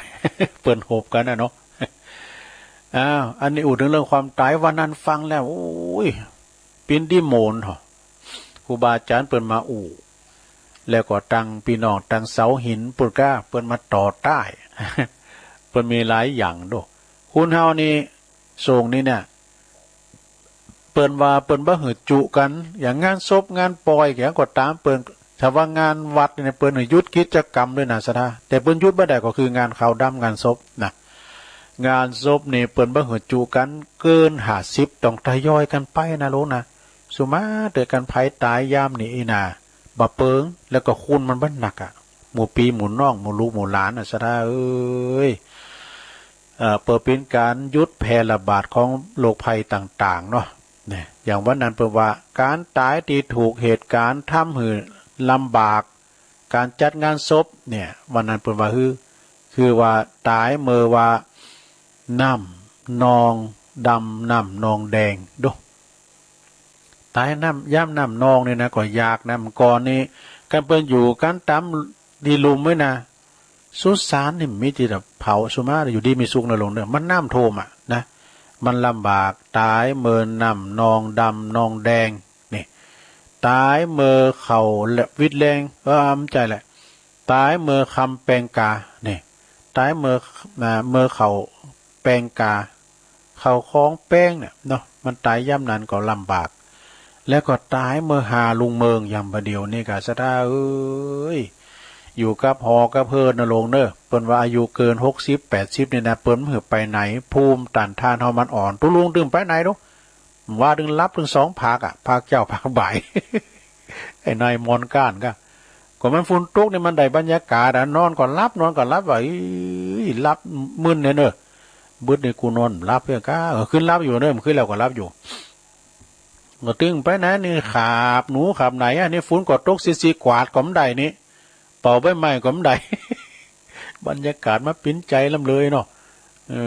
ก็เลยนอนรับถึง2 ภาคถึงภาคเจ้าภาคบ่าย ก็บ้านเฮาเมืองเฮายังดีนะศรัทธาญาติโยมเนาะยังดีอยู่โรคภัยไข้เจ็บนี่มันเป็น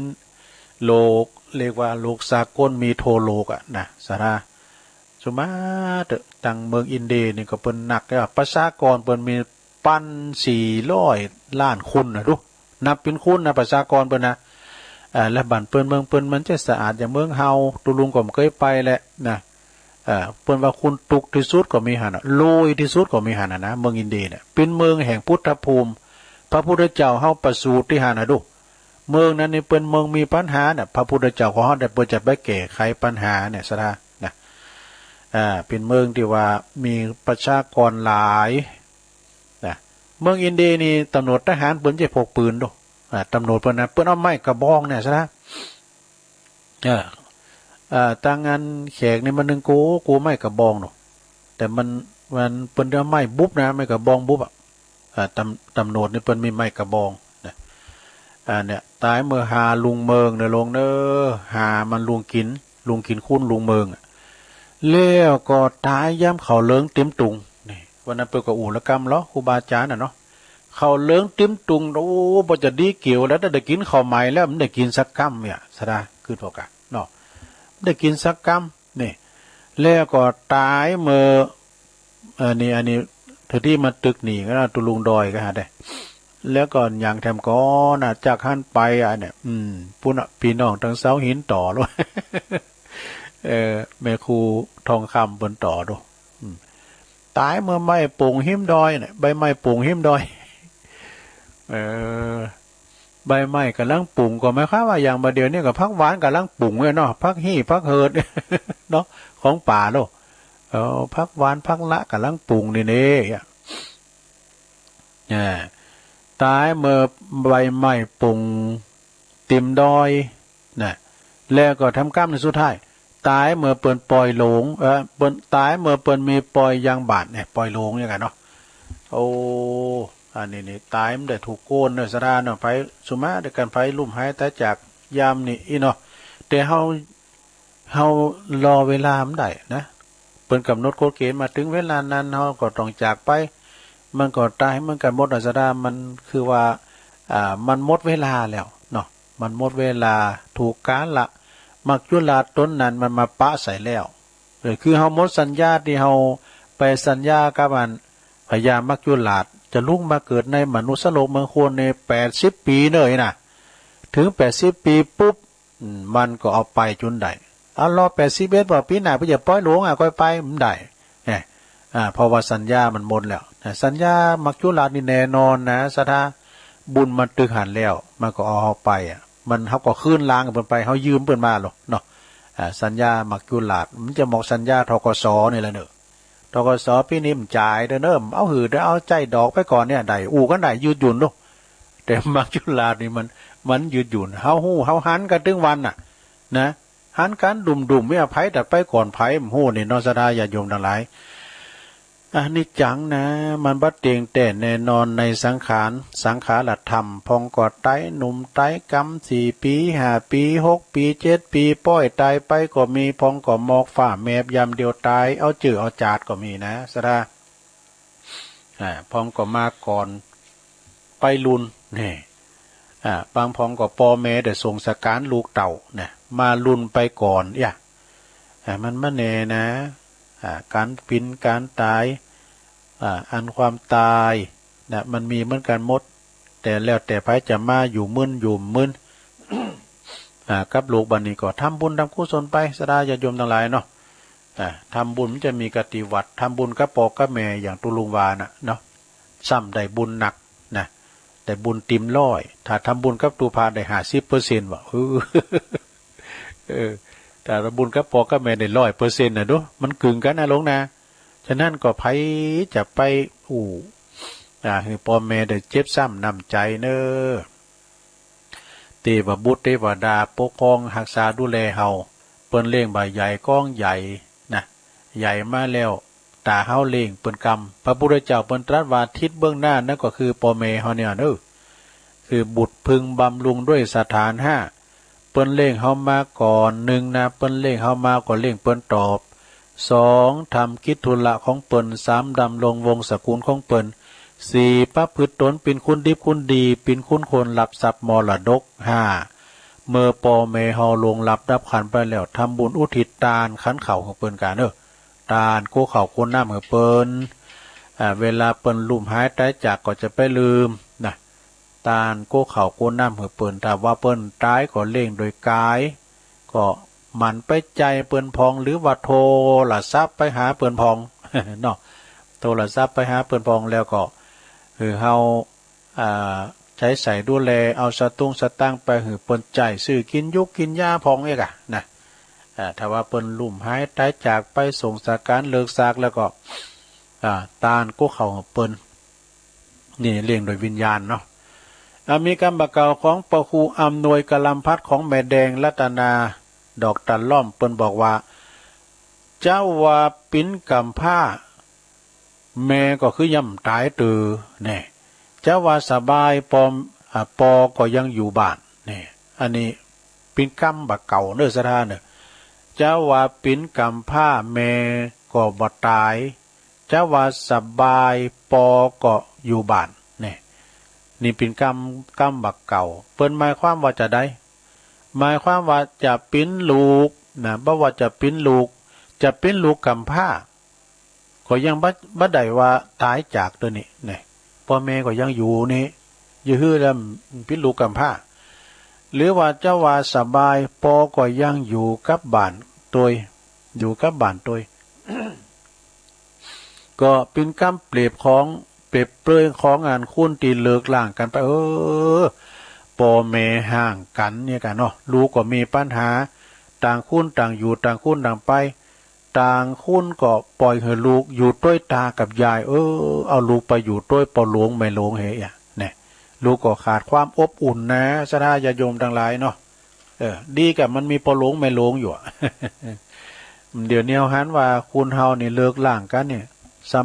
สังคมเปิ้นเลิกล่างกันนี่หนักนะสถาเนาะเพราะว่าจำเตอก็พอมีลูกมีเต่าก็เลิกล่างกันไปก็มีเนาะแฮมบทหนึ่งเด้อสดาญาโยมทั้งหลายกำบักเก่านะใครหือเปิ้นฮักหืออู่มนจ้าหวานเนี่ยใครหือเปิ้นกันว่าใครไปใครสารหือไปทำคุณแก่คุณเฒ่าคุณแก่นี่อันนี้ก็เป็นคำปริศนาเหมือนกันได้ลงเด้อถ้าว่าเฮาใครหือเปิ้นฮักเนี่ยอู่มนจ้าหวานกันเนาะซัมพองนี่เปิ้นจางอู่นะเขาหาคุณเฒ่าคุณแก่ก็อูปิ้นมนเจ้าหวานปิ้นน้ำปิ้นถ้ำเข้าไปนะหรือว่าบ่ได้ว่าอูอย่างงั้นกำอย่างผ้าบักเล็กเนี่ยเปิ้นว่านะกำปากกาใจแข็งอีน่ะอันนี้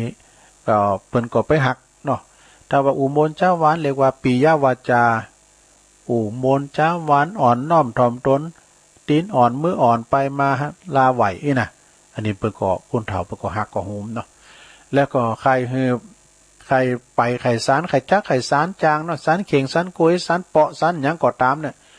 ต้องถามคุณเฒ่าคุณแก่นี่เปิดว่าอยากจะหือคุณหักต้องอู่จ้าหือไพเราะนี่หรอหากว่าจะไขสารนี่นะอยากไขสารก็ต้องไปถามคุณตีเปิ้นเก่งในการจักสารนี่อันนี้นะจบลงไปแถมบทหนึ่งเปิ้นก็ว่าอย่างอี้ในลงเด้อการจำเป็นเขายินจำอุ่นนี่อันนี้ได้ยินไปตลอดนะสัปดาห์นะการจำเป็นเขาเย็นจำอุ่นนี่นะเขายินนี่ก็คือเขาพอดเนอะเขาพอดนี่ก็คือว่าเขายินนั่นเนาะแดดห่อนี่คือตุแดดห่อนี่ก็ตากเขาพอดนะกันเมมหนานนี่แม่ไปกากันเนอะก็เดียวถ้าว่าให้เขาคืนเนี่ยเอาเขาพอดใส่ให้กันเนอะเนี่ยเมมันลูกไปมันเป็นเล่าเลยเนาะเป็นคุณเมืองอีแม่ว่าเขาพอดมันมีจะคือว่ามันมีที่ไหนเขาพอดเป็นว่าเขายินนะเนาะกำยองเป็นว่าเขาพอดได้หรอนะโมงเนี่ยโมงก็คือของแล้วก็บุ้งนี่ก็คือเป็ดนะเนาะอย่างก้ามตุลุงทองวานะครับก้ามตุลุงทองวาก่อนนะนายเนาะไอ้ป้าใส่อันคนไทยเนี่ยผมนี่แปลได้หมดนะคำเหนือคำไทยแปลได้หมดคือเปิ้นแปลพอยนี่ดอยไปว่าภูเขาสะเดาแปลว่าสะเลียมกระเทียมคือหอมขาวกะเพราคือกอมก้อมันว่าไปหมดอันนี้ตุลุงได้หมดก่อนนะเคยจำไว้นะเดี๋ยวนี้ลืมไปหมดมะละกอแปลว่ามะกล้วยเทศผักกระเฉดแปลว่าผักหลานน้องฟักทองแปลว่าฟักแก้วเขี้ยวแปลว่าฟันขันแปลว่าสลุงกระบุงแปลว่าเปียดบุงนี่แปลว่าเปียดเนี่ยซะนะผักกระเฉดแปลว่าผักหลานน้องฟักทองคือฟักแก้วเขี้ยวแปลว่าฟันขันแปลว่าสลุงกระบุงแปลว่าเปียดนี่นะมันยังมาเน็ตแต่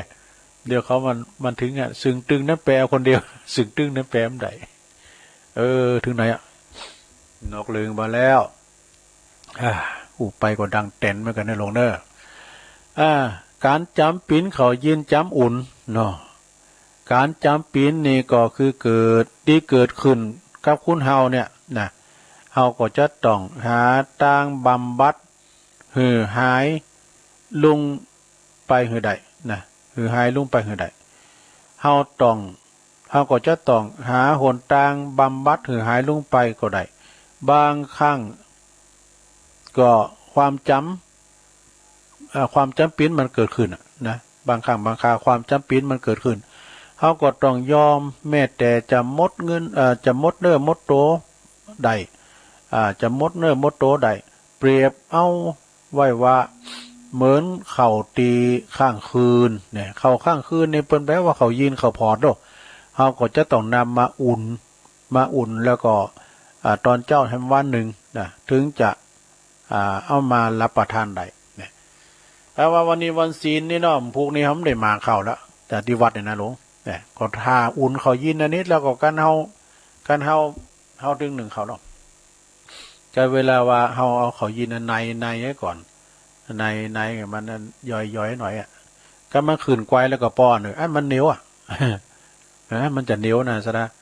เพราะว่าอันเขาพอดเขายินเนี่ยมอกอุ่นมันเนี่ยมันเหนียวนะเขายินเนี่ยเขามาอุ่นมึนได้มันจะเหนียวเนาะอันนี้ก็จบลงไปศรัทธาญาติโยมทั้งหลายกรรมบาเก่าเล่าไหวดูเนาะแอมกรรมหนึ่งของคืดของจ้าเหนือเนี่ยนะศรัทธาญาติโยมทั้งหลายเรามาฟังพอดำกรรมรู้เวลาตะลุงยังหลายอยู่เนาะอันนี้ก็ผู้ไปเสาะธรรมมาตีถึงฟังอันนี้ก็เป็นกรรมอย่างต่างๆสเปเฮลาแต่เนาะคอยฟังไปเถอะนะก็เดี๋ยวก็จะเปิดสายศรัทธาญาติโยมอันนี้กรรมคืดกรรมจานี่เป็นว่าในธรรมก็มีนะในหนังสือก็มีแล้วก็ครูบาอาจารย์ก็เคยเอามาอุหลายอย่างตุลุงเอามาทบทวนดำกรรมเนาะแต่กินเวลาหลายหน่อยกับพอดีกันเนี่ยหลายนาทีอยู่เป็นว่ากรรมบดีนะมีอย่างพองมี5-6อย่างกันเด้อมีถุมสมุทรดูน้ำมหาสมุทรนี่มันกว้างเนี่ยหลงปวดโถว่าพระจะมาถุมแป้ถุมสมุทรคุดกระแสแผ่หูตรานว่ะลานสลีเนี่ยแล้วก็ม่างตีอกปกกระโดงทุ้มเก่าใหม่ มันเป็นอย่างว่าทุ้มสมุทรเนี่ยมันก็ได้แก่ทุ้มสะทุ้มน้องทุ้มน้ำทุ้ม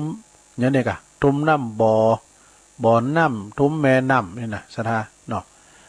สำเตือนน้ำบ่อนี่เปิ้นมือทุ้มในหลงนั่นน้ำบ่อห่างนี่นะแล้วก็เปิ้นมีมัตติดูเปิ้นมีมัตติอ้อมตีมให้หน่อยนึงก็เขาจะแปลงเฮิรนไปหาเนี่ยนะเนาะฉะนั้นมันหยุดแต่ทิมต่อไฟหาเนี่ยนะเปิ้นทุ้มได้แต่ว่าเปิ้นหือมีตอว่ะมีตออย่างตอเอ็กซลอนนี่นะหือมันพดขึ้นไปบุญราคาบุญนี่นะตุลุงเคยหันแล้วเดียวอันนี้ก็กำแนะนำเกี่ยวกับครูบาอาจารย์นี่หรอทุ้มได้เปิ้นลาสัตตายเฮนะแล้วก็เปิ้นจะมีตอเอ็กซลอนมันจะทุ้มแล้วมันเลยให้หน่อยด้วยนะ เอาขึ้นบุญบ่อีน่ะอีได้อยู่แล้วก็คุดกระแสนี่หรอก็ได้แก่คุดน้ำคือเป็นทิศทางแล้วไปตืดประตูตั้งเดินของน้ำนี่อันนี้ก็มีเหมือนกันศรัทธาญาติโยมเนาะแต่เวลาเฮาไปบุกลุกน้ำมันตั้งน้ำมันกูตื่นมันมาหันเฮาไปทุ้มแล้วมันไปตั้งอื่นเนาะย่ะเฮาก็เอานั้นแปลงโซนกาแปลงหอแปลงเฮิรนกาเวลาน้ำหลากไม่เนาะศรัทธามันเคยมีนะตั้งเก่าไม่หันตั้งเก่าน้ำปิงมันก็ปรุงมาแล้วก็ทำหัวทะลุปูปังเสียหายเนาะบ้านจอมหอเฮิรนก็ทะลุปูปังเลยนะน้ำมันเปลี่ยนทิศทางแต่มันมาทางเดิม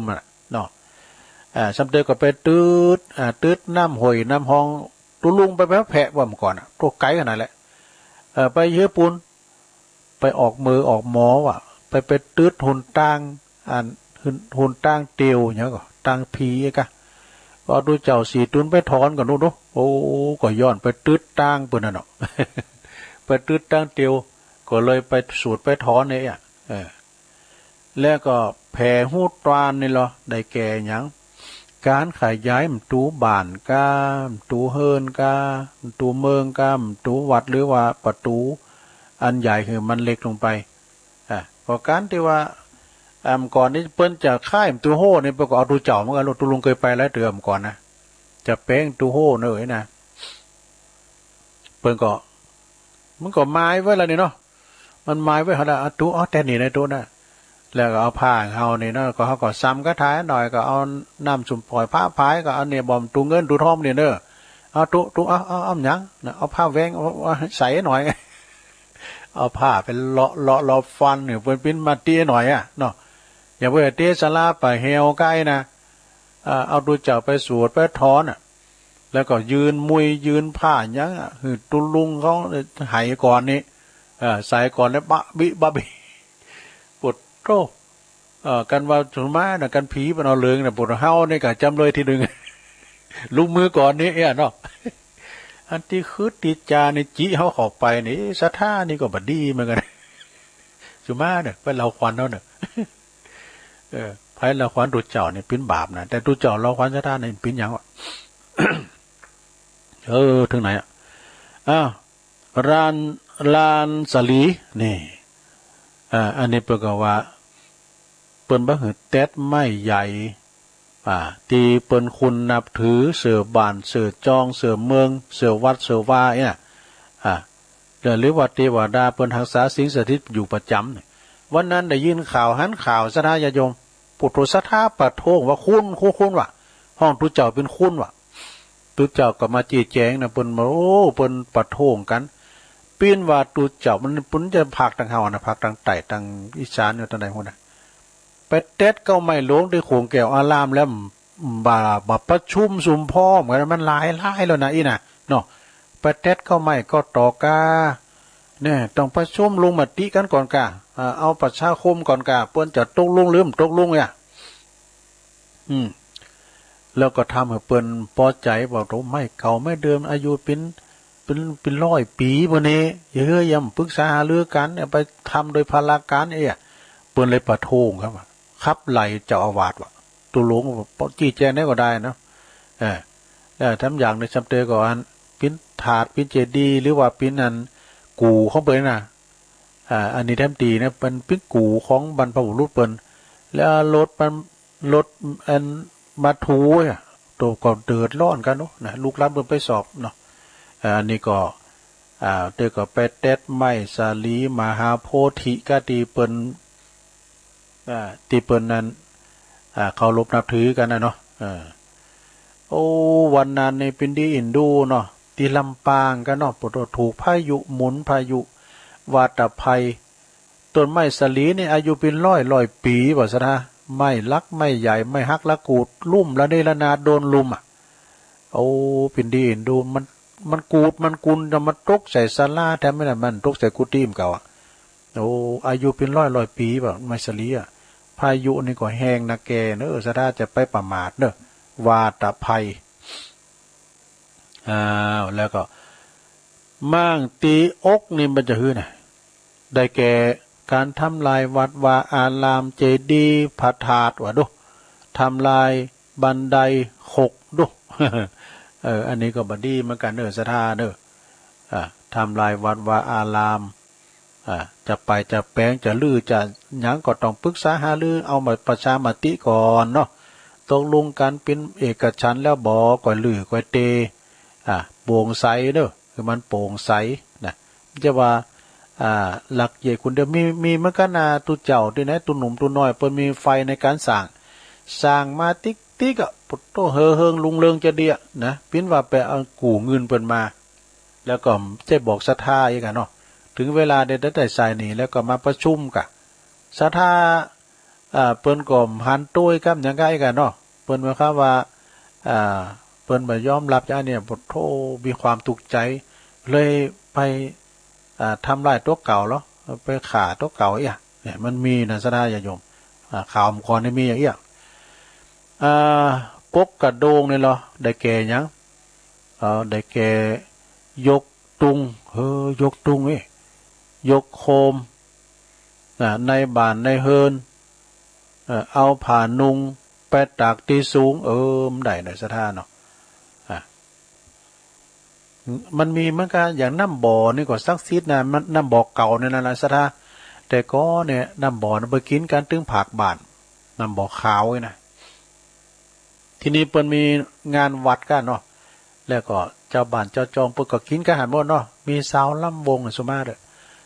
เปิ้นก็โฮมยาเนาะไปกินไปอาบแล้วก็เอาผ้าไปตากที่ปากน้ำบ่อว่ะเกิดซักซีดเนาะน้ำบ่อแห้งเลยนะ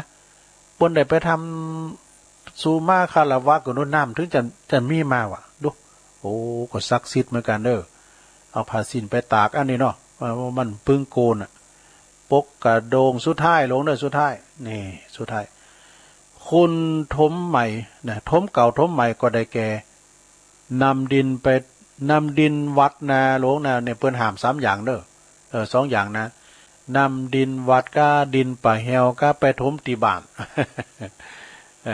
ของอย่างก็ตามนะไปเฮาไปป่าแหวแล้วนะบ่ตัวนั้นสิได้มันเอามาเฮ็ดน่ะเปิ้นถึงมือเอามาโลมันว่าหยังละสำเตือนโลกามหยังกายน่ะเอาไว้นะว่าน่ะเปิ้นว่าเอาเผาจนเสียงแล้วเนาะนะ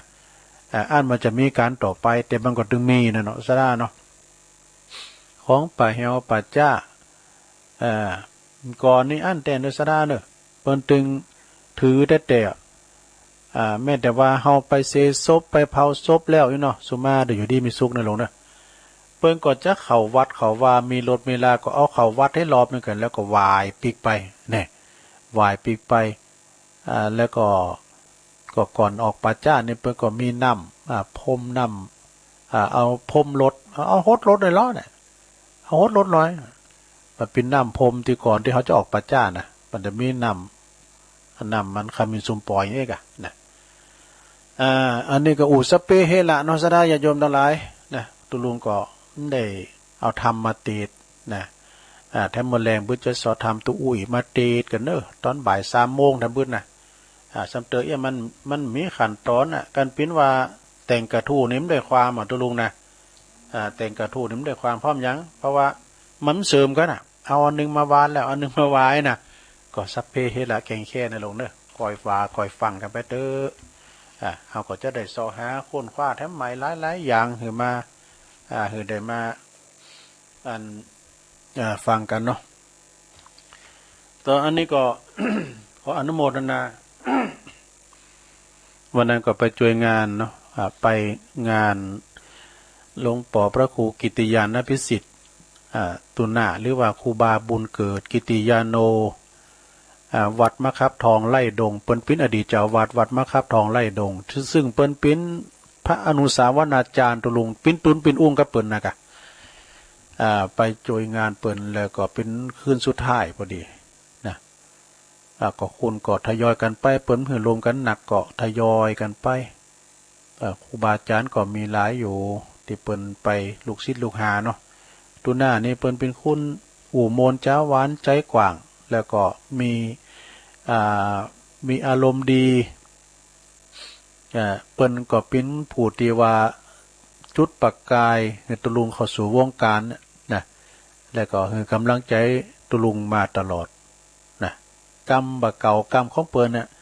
เปิ้นจะอุทานมากูเตอนะเปิ้นอู่กับตุนาทอนนันเนาะปนานเอ้ยเปิ้นว่าจำได้อยู่นันเนาะปนานเอ้ยนะก็มีแม่อุ้ยคำป่อเนอศรัทธาแม่อุ้ยคำป้อเรือนมีนางยุวภาแล้วก็ว่าที่100 ตรีชินรักษาเปิ้นทำบุญถวายมา1 ซองแล้วก็อุทิศบุญกุศลแผ่พายแย่บุญไปหาปนานผ่านเนอเรือนมีปนานผ่านเรือนมีแล้วก็แม่ป้ออุ้ยนานเป้งโดยป้ออุ้ยนานเป้งแล้วก็แม่อุ้ยตุยเรือนมีตัวเนอะ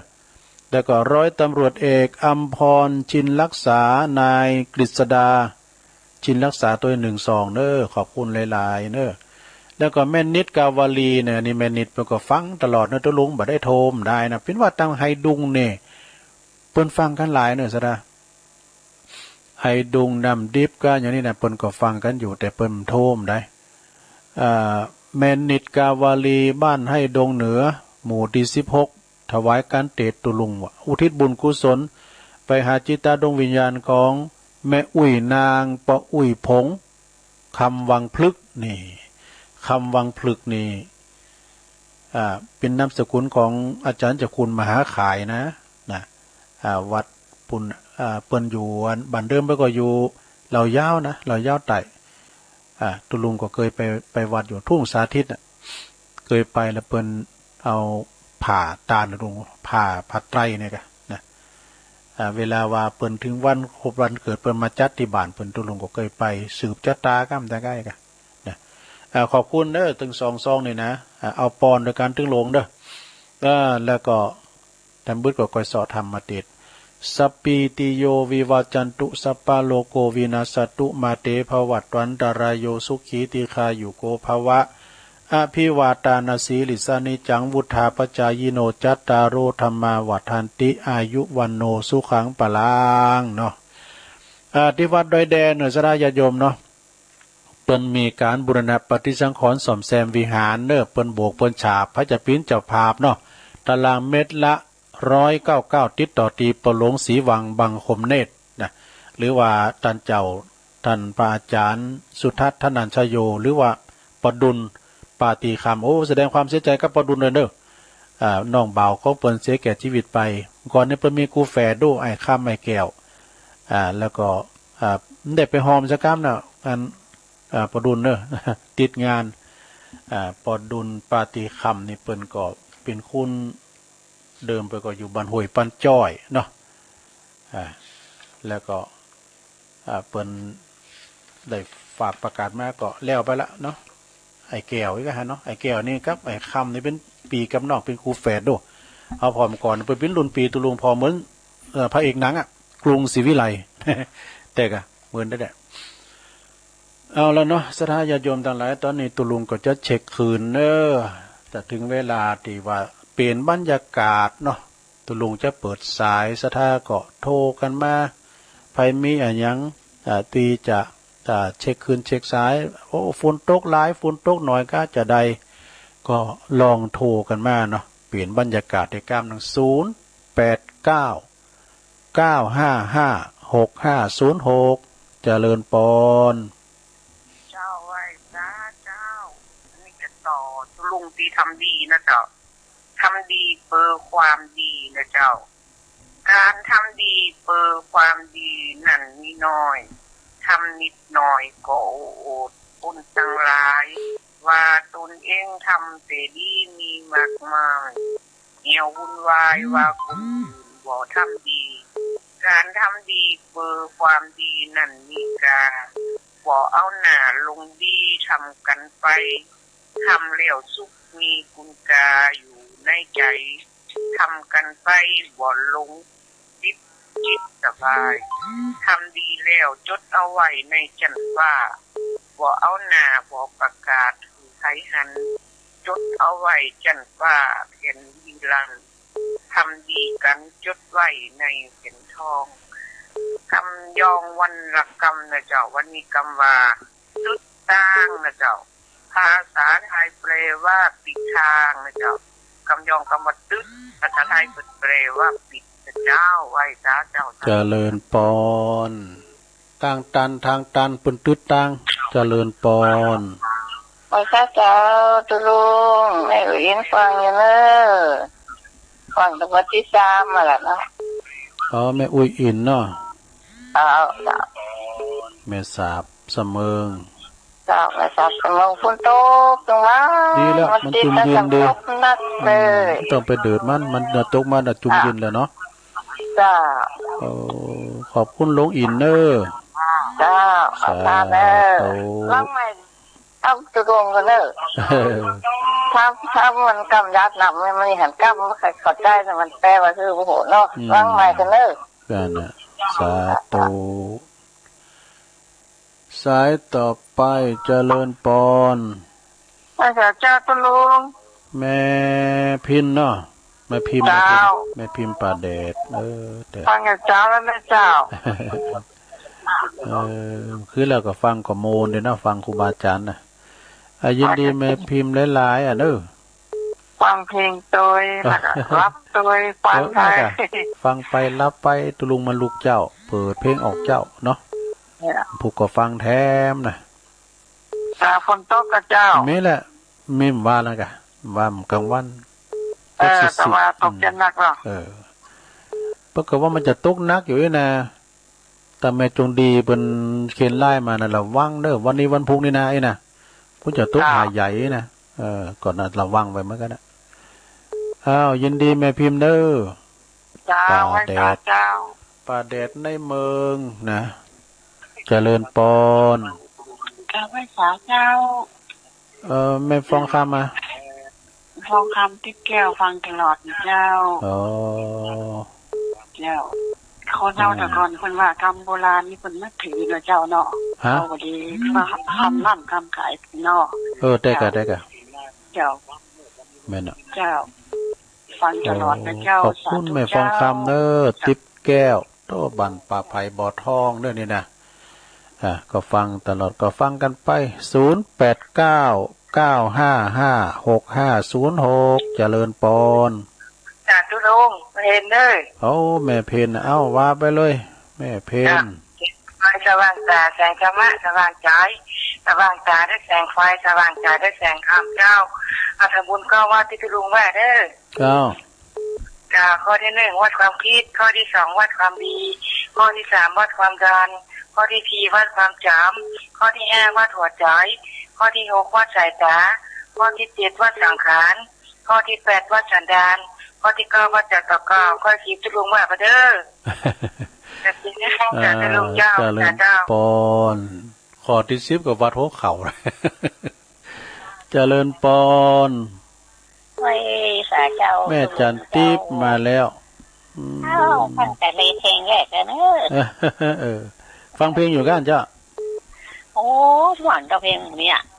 เพลงบักเก่ามันดึงโมนได้อมตะได้แต่กะเนาะจ้ะทูนเขาเนี่ยอ่านจะลงอ่านกับดีก้อนนะขอทาได้เจ้าขอบคุณพี่น้องทางดงในมิตรกะก่อนในเน็ตได้แต่จะสอหามาแถมมากะไปทางใดก็ไม่ได้อย่างตัวนั่นน่ะ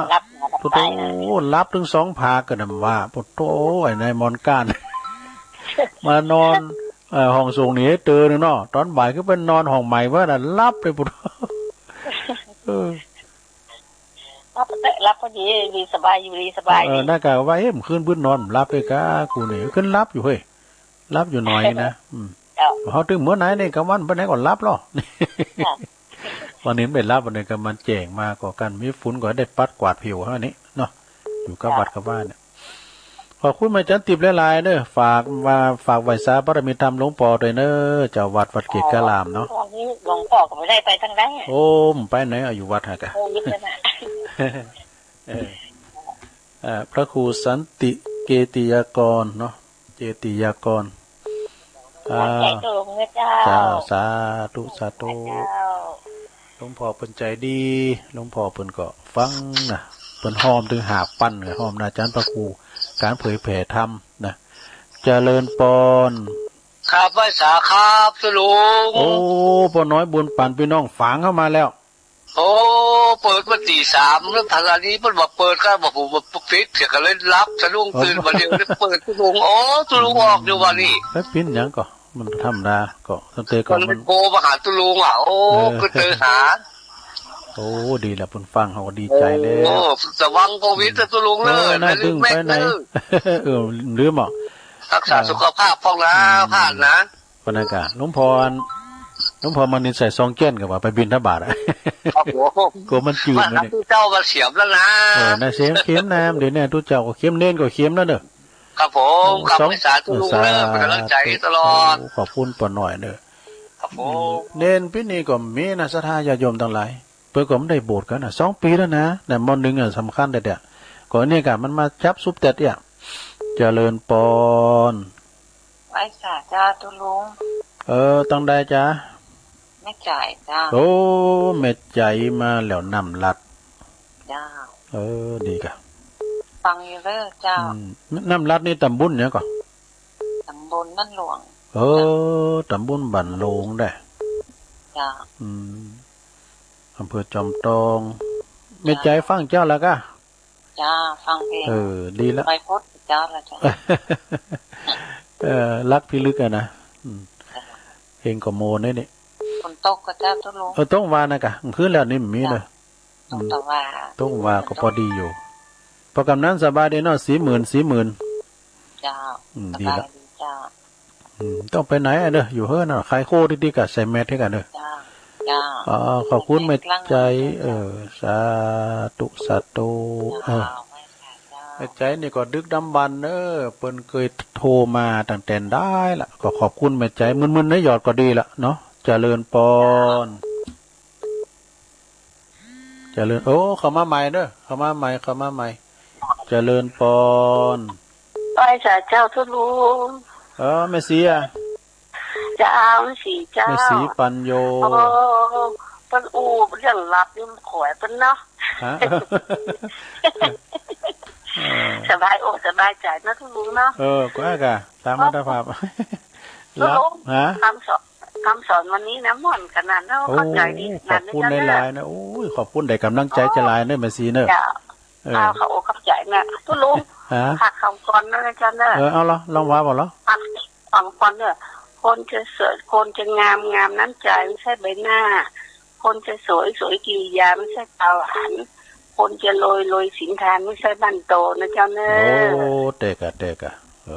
เนาะไหวสาเจ้าตุนพึ่งสารพีอาสาสุขภาพนะเจ้าเนอเหมือนกันได้แม่สีเนอเจ้าไหวสาเจ้าแม่สีปัญโยตุนพึ่งสารปีเนอเปิ้นก็อยู่วันเปิ้นก็เป็นพี่น้องกันตึงอาจารย์เกษมปัญโยห่วยปันจ้อยพินลูกพี่ลูกน้องกันเด้อเจริญปอนแกบให้สาเจ้าไปลุงอันนี้แม่สีทอนแน่นอนนี่เนาะเจ้าแม่สีทอนน้องบัวชัยปราการเนาะฟังแต่เช้าแล้วเนอะโอ้ดีกะน้องบัวชัยปราการฝนตกแล้วนอนเดี๋ยวนี้นะมีละดูมีฝุ่นมีละอัน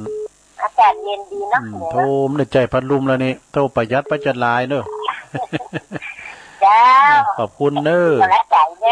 าธุแม่สีทอนน้องบัวชัยปราการเพิ่นว่าเพิ่นมาเฝ้าแม่นะอยู่ที่แม่ของแม่กานี่กะเจริญปอนกราบพระสาครับโอ้หลวงอาจารย์พระอาจารย์เน้นหลักเข้ามาแล้วครับผมวันนี้ก็ตั้งแต่เช้าแล้วเด้อตั้งแต่เปิดเพลงละโอ้ตื่นเจ้าเหมือนกันได้ครับไม่ลงบ้างก็ถ้าได้ตื่นเจ้าเหมือนกันเนาะเป็นครูกรรมอ่ะลงบ้าง86แล้วเนาะ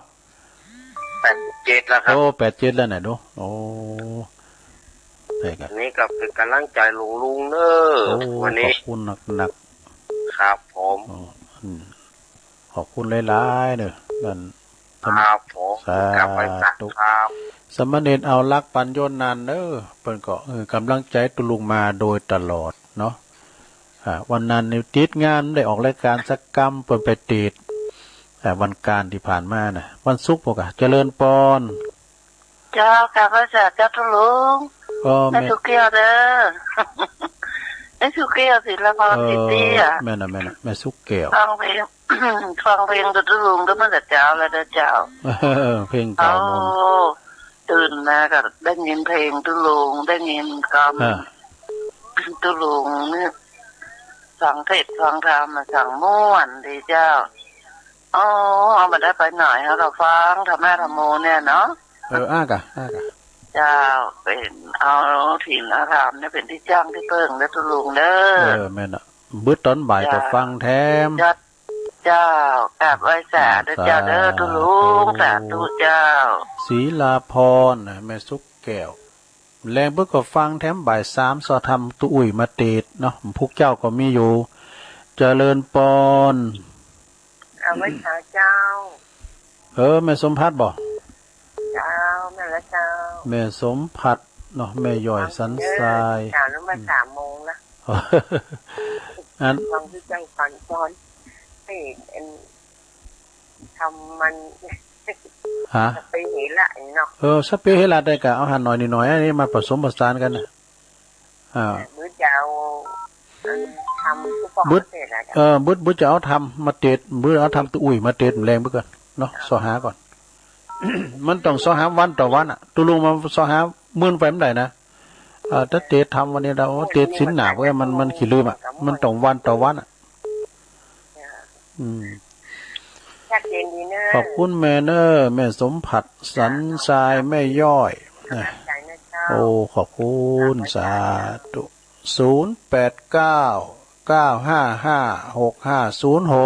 โทรกันเข้ามาเวลาหลายอยู่นะเจริญปอนไอ้แสบจอตุลุง แม่เลี้ยวอ่ะเจ้าถ้าเป็นดีเด้อตะลุงฟังตั้งเจ้าแล้วเจ้าแม่เลี้ยวจากหงเปาจงจองเจ้าแถบตัวเจ้าตะลุงหมู่11ยินดีเนอะถ้าแม่เลี้ยวแม่คุณมาหมู่เลยแหละบ่ว่าแม่คลีแม่โบคลีน้องตายเขาแม่โนนเขาโอ้หลายอยู่เจริญปอนไว้แสเจ้าเด็กหญิงอ้วนต้องอ้วนฟังเจ้าแล้วบ่ฟังแล้วดีกะคือแล้วนี่เปิ้นอู่กันโมนได้กะเด้โอ้เปิ้นอู่เรื่องดอกไม้ตัวเจ้าก็เหมือนดอกไม้ดอกไม้นี่คือว่าทำเตอันงามแต่อย่าไม่ลงอินวานอ่ะจะเด้อดอกงามแต่กินมิ้นเนี่ยจะเด้อดอกงามกินหอมไม่กะลงอินแม่สาบเสมิงว่าอย่างดอกตีนเป็ดนี่เหรอมันหอมลงอ้นดอกวัสนาเนี่ยหอมวัสนามาหอมตีนเป็ดก็มาหอมเหม็นก่อนเฮาอยู่วัดนะปุดโตโยมนั้นอยู่ปุ่นน่ะอยู่ใต้บ้านปุ่นน่ะเข้ามาตั้งใจจะมาฟันดอกวัสนาไว้ว่ะมันไม่ได้ดอกก็เฮาอยู่นี่ย่ำเป็นยังไงนะเนาะดอกวัสนานี่มันกลิ่นหอมไปไกลมาถูกลมเด้อดอกวัสนาดอกตีนเป็ดกับอันนั้นแต่ดอกกันสัตบันดอกตีนเป็ดนี่นะมันหุมดีนะมันเก่ามันเปื้อมาอย่างมันกว้างเนาะหุมมันกว้างแล้วมันแบบบ้านนี้มีแค่สมัญญาจ้ะแล้วดอกโล้นดอกอันนี้เราหอมดอกอันนี้เราหอมดอกเขียวดอกเปย์เงินนึงดอกเงินกับดอกเงินหอมเด้อพุทโธดอกเงินนี่หายนั่นเนาะยินดีหลวงอ้นนึเจ้าโอ้สาธุหลวงอ้นในปุตโตอันนี้นี่มันคงในการกินการตาลแต่สิงเหนือเสือใต้เสือใต้ก็หลงหล่าเนาะวงสายยะปุ่นดงหัดหนัก0899556506เอาโทรเข้ามาเนาะเจริญปอนเจ้ายายพรมาแล้วยายพรได้กินแกงเห็ดหอมแล้วกะได้กินแกงเห็ดหอมแล้วกะได้กินแต่ละน้ำออกแต่ละปวดลิตร300ปลายอย่างก้ามเดี๋ยวไปเยอะหลายเจ้าดีกะลุงเปิดแถวนี้นี่ดูปิดจำเจอเปิดไว้หากะมันปิดกันนาฬิกาปลุกดูเนาะใช่เปิดกันตี 1 กึ่งเนี่ยมาดึงเพลงออกแล้วฟังเจ้าน่ะแล้วฟังตุลุงทองนะกะตุลุงทองตุลุงก็ฟังเนาะเจ้าตุลุงทองถ้าเปิดง่ายนะปุตโตคุณเปิดโทรเข้ามานะอย่างโยมพิสมัยตอนนั้นเปิดเป็นสาวอยู่ก้าเปิดโทรมานะโยมพิสมัยเนี่ยแต่ก็มีหลายคุณยองก็มีเนี่ยแม่บ้านคุณนั้นคุณยองจะดีเฮ้ยเราเป็นว่าป้ามเนี่ยอย่างปลาอย่างก่อนที่มันมี2 ขามีขาน่ะปลาอันปูท้ากับปลาทูปลาทูปูท้าเจ้าพรไปเมื่อไหนเนอะอยู่เฮ้อน่ะเนอะนุ่งห่มผ้าอยู่หันเนอะผมไม่ได้ออกบ้านออกจองเลยเมื่อไหนเข้าไปนึงเล่งกระเตือละก็ขอเน้นฮะเน้นน้ำมาส่งให้กำอยู่หิมกับแป้งลุงว่าจะมาจะป้ากับไปแอร์หาโอ้ปล่อยไปยังปล่อยมานานหายโรคภัยไข้เจ็บเกินเด้อต้องเฝ้าเดือนพฤษภาเนี่ยกัตตะชีคายละอยู่วัดหยุดเชื้อเพื่อชาตินี่ยอยู่บ้านอ่ะเนาะอยู่บ้านอ่ะเมื่อไหร่เขาไม่ได้กินกันต้องกินเนาะกินเขาลายๆเนอะมัมกินเขานักลุงฮะเลือกมาอีกมากับแรงเพื่อนเอาก้อนมาเนอะแรงเพื่อนเอาก้อนมาเขียนก้อนหักพองกายเขียนก้อนกุหลาบแดงพองกายเนอะบื้อทองเพลงในกับนี้ก่อนบื้อทองเพลงเนี่ยแน่ยืดดีจ้าคือมาโจ๊กคือหุ่นน่าฝนตกเนี่ยเหมือนยินดีเหรอเนอะ วันนี้มีเลยวันนี้แบบมีมันก็ระวังไว้นะไปประมาทนะแม่จงดีว่าวันนี้วันพุธเนี่ยนักนะจะไปประมาทเนอะกาดจะไปตกเอาสวัสดีตะอีกันเด้อบุตรประกันโอเคกุดไนเพิ่มใจกันเนี่ยสายตอบเจริญปอนอันนี้แม่คำปั่นดูได้ใจแม่เต้าเลยพี่เลี้ยวยิ้มได้ใจได้พี่ได้ใจเลยแล้วตุลงกับพี่หนาได้ใจกันเนี่ยเอากุ้งกุนะสีขาเนี่ยเราสันปิงนะพี่หน้าลูกได้ไม่ได้กระบูโอ้ได้กาโอ้คือจะมาฮอดมีงานที่วัดตุปีเอ๋ได้มาป้ากระหาได้งานที่วัดตุนเกวที่วลาลามโอ้ที่หันในการไว้ลูกเจ้าเขาเนี่ยมันเต้นอีกเกี้ยมันลูกเจ้ามันมาคิดประมดอันดอกไม้ขาวอันดอกแก้ขาวไปสอดส่องพรานบุตรเป็นมีถึงเสนาอามามีถึงพญาเจ้าเมืองว่ามาเก็บกันรัวๆเขาลูกเจ้าหรือเขาไปหน่อยนึงเขาดอกแก้ลงนะเสนาอามามาเก็บว่าพญาเจ้าเมืองก็มาเก็บเนี่ยมันอีกเกี้ยเขามานอนนะลูกตัวเขาก็มักเหมือนกันนู่นหน่อยพญาเจ้าเมืองเอาไว้เสวยว่ะปุตโตเมียนปีน่ะลุมโหลอ่ะไหมนะครับปันแม่เนอะลุมโหลปุตโตถ้าล้มหลวงมาแล้วก็ตัวใครตัวมันพญาเจ้าแตกกันวุ่นๆกับปุตโตหกขอวันก็ลุมไปมีปุตโตหกเก็บปึ่งมันหมูก็แต่ก็ด้วยพญาเจ้าเมืองวิ่งก่อนมาในวิทย์ลุงเลยตัวใครก็ตัวมันแล้ววินนี่โมนมาเกิดภาพในโมนนะเดี๋ยวนี้มันเป็นอ่านไปเลยนะได้แม่คำปันได้มีแพ้แต่งานโอ้ป้าตูปีเอก็เป็นดีนะครับแม่ไปป้าอันแม่อันเนี่ยพี่น้องตังเหล่าประเจ้าตะเคียวก็มาหลายเนาะแม่เนี่ยก็ปลาใหม่พี่น้องเปิ้นก็มากันโอ้โมนกะดีวัดบันเลินไซทองก็โมนแต่โอ้โมนแต่มันมีงานทำบุญนะก็ปล่อยมันคลี่คลายก่อนนะแม่เนาะพี่หน้าพอดีเนาะยินดีแม่คำปานเหล่าสันปิงโทรมาพร้อมกันผู้ก็โทรมาทำแรงบื้อแถมเนาะแรงบื้อก็มาอยู่0899556506บางทีตุลุงก็อุมึนไปหน่อยสุมาเนี่ยเอาสายบุญมาละไหว้สาครับหลวงพ่อมานิดครับกับนมัสการตอนเจ้าเนาะครับแล้วดอกบานดอกงูเหี่ยวดอกเบี้ยกันเนาะคนได้กินดอกเบี้ยแค่หน่อยวางนี้ได้กินดอกแก่เนี่ยตุลุงน่ากับดอกแก่ขาวดอกแก่แน่แล้วนะห้องมันขมหอนยำยูยี่แค่หมูใส่หน่อยอาหารการกินเหมาะดีตอนนี้ฝนตกอาหารการกินเป็นเลิกผักปกาตีเมียแกงใส่บอนแบวกระเทียมกี้ดอกวาสนานะถ้ามันมักตุ่มเนี่ยจะลุงลงเอามาแกงใส่ไปแห้งหัวเนอะโอ้ปีหน้านะดีกินด้วยเนี่ยโอ้กินได้กินขมจักป๊อกมาเอาแกงอันดอกตั้งที่อยู่ในแค่นั่นน่ะเอาลวกกับน้ำพริกก็ได้ขมหมกที่จะลุงบอกกลัวอันนั้นเปลี่ยนอยู่ในไส้อ่อนๆนั้นทั้งขมนี่กันเอาดูลุงเนาะพระสมุทรยายพรกันนี่ถ้ายายพรโอ้จบแล้วบ๊ายบายโชคดีแล้วก็ลงท้ายเลยแกบนมัสการเจ้าอีกมันม้วนนะฟังยายพรเนี่ยนะว่านี่กำลังแก่ทุลุงเนอะตื่นกันหลังไม้ก็ได้อู้กันหน้าไม้ก็ได้อู้กันฟังเทศฟังสวดไปเนาะไว้พระไว้เจ้าด้วยกันไปก็งานทั้งตุลุงเนี่ยมันปิ้นกันเองต้องเกรงใจเขามันฟังแบบธรรมดาครับเขาเอาอย่างลึกๆไปเขาเรื่องภูมิปัญญาเขาก็น้อยไปน้อยแล้วแม่น่ะภูมิปัญญามันจะมีแต่มันก็ตึกเพราะว่ารถ Honda 65มันก็มามาเต้นรถลอยมันได้เวฟลอยมันเปิดมันวิ่งไกล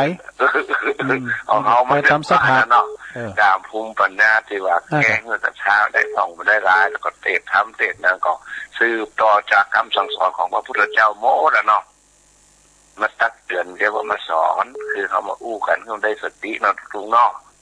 แม่นะครับศรัทธากันทุกเจ้าลงเฝ้าอยู่ด้วยกันนะเนาะฟังกันเนอะฟังกันหายงอมนะหลวงพ่อเนาะมันจะไปไหนกันต้องฟังหายงอมให้งานไปนะเขาวิทยุเป็นกวนมาตอนแรงบ่าย3 โมงเนาะปะกันแถมตุลุงก็มาเทศทำแถมเนาะนี่ไงก็มาอู้เอ้ยกันเนอะถึงมีป่อยแม่บาสุกบาชิกาทั้งหลาย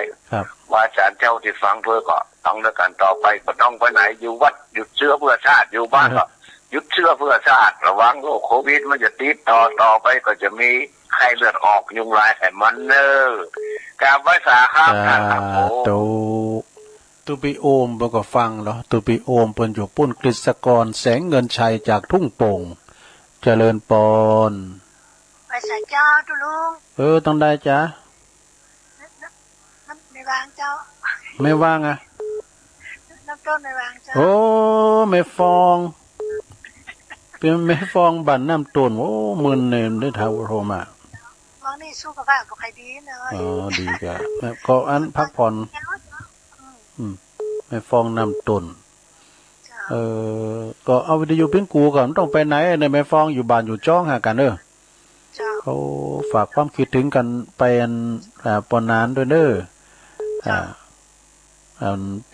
ปนานเนี่ยก็ปนานจันแต่ปนกับไปไหนร่มเดียว90 ปลายแล้วเนี่ยปนานจันเนาะโธ่80 ปลาย90ถึงนี่แกนะกะ80 ปลายเนาะ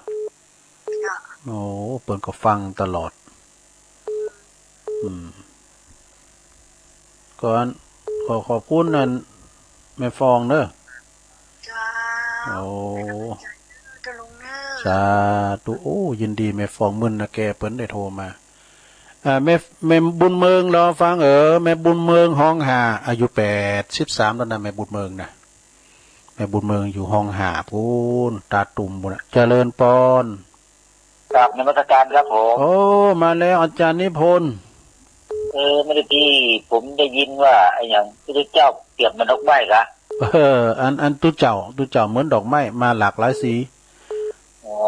มาจากอันลูกเจ้าบ้านลูกปกันดอกไม้ที่มีกลิ่นหอมนะครับเนาะแม่น่ะแต่ถ้าเปรียบตู้เจ้าเหมือนดอกไม้ริมทางนี่ก็ไม่ไหวละนะครับเนาะเป็นหลวงพ่อมันนี่อย่างนี้เนี่ยหลวงพ่อมันนี่ถ้าเป็นดอกไม้ริมทางผมจะเด็ดขว้างนะกราบนมัสการครับฟังครับมาเจ้ามาโวยไปโวยนะอาจารย์หันเปิดมาหลายตื่นแล้วนะแต่ว่าอันได้ตดเพลงเจริญปอนกินแล้วฮัลโหลโอ้บนนั้นนะแพะโป่งบนนั้นอายปีนั้นอายยอดชายอยากจะไปเลี้ยงควายที่กลางทุ่งนาโจกและบุญหนุนนำมาไปเจอสาวงามชื่อคำมาวันนั้นอายเนาะวันนั้นกันพุทธไปฮะแต่เขาไม่กับมาติดต่อมันสิพุทธมันสิพุทธวันนั้นอายพอจานแพะโป่งเนอะนี่นะตรงเฮ้ยเอาเรื่อง3 น้ำ 4นี่อธิบายตัวรูปเลยใช่ไหมล่ะอธิบายแล้วเหรออธิบายไปแล้วอาจารย์พระครูอธิบายไปแล้วเรื่อง3 น้ำ 4นะถ้าจะถามอย่างนี้นะต้องไปถามพระครูสุเมธครับปุ่นตุลุงตึงกลางกาไว้ก่อนต้องถามปัญหาตุลุงตุลุงตึมหูรู้นะอันนี้เนาะกันอู่กัน2-2ในหูกะกันอู่เป็นนักบังคับมันพิษอันนี้เนาะธรรมะที่ฐานกับปุกละที่ฐานเนาะเอาสักอย่างฟังชัดเจนดีเนาะวันนั้นเนาะสาธุอีอุกันได้มื้อขอโทษด้วยเนอะเจริญปอนหวยจ้าตั้งใดตามจริงแม่สุภาพหลักเสียงดังกอยไปหน่อยเนอะแม่สุภาพหลัก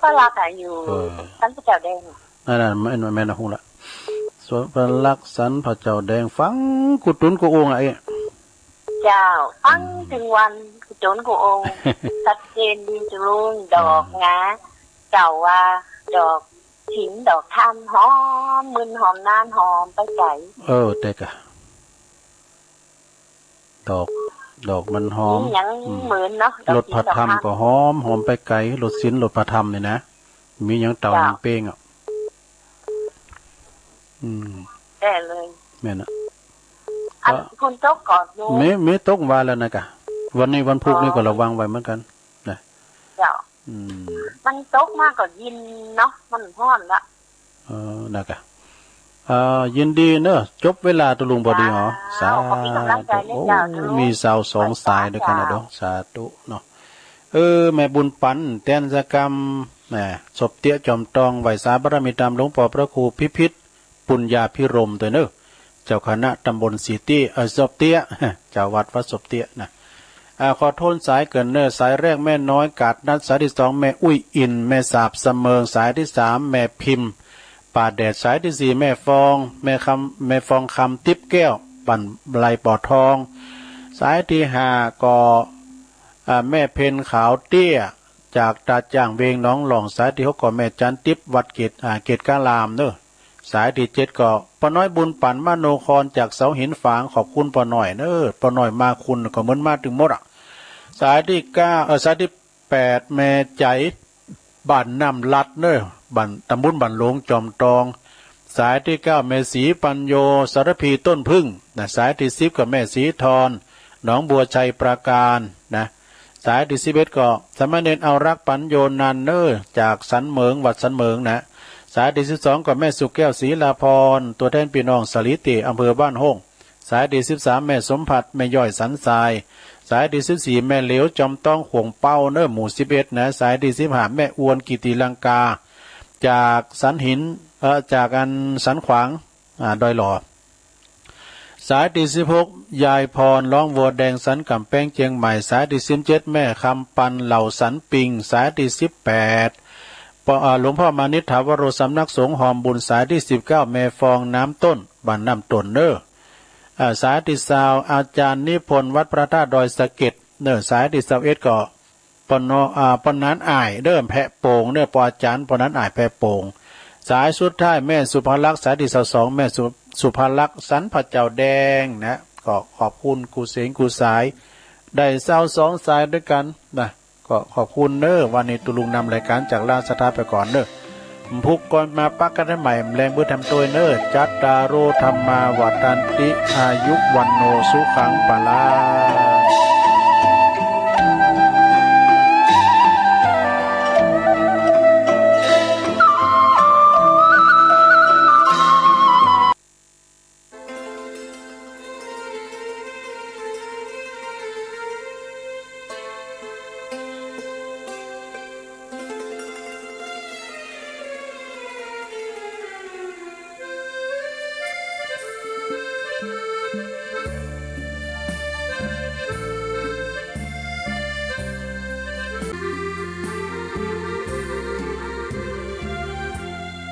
เธอ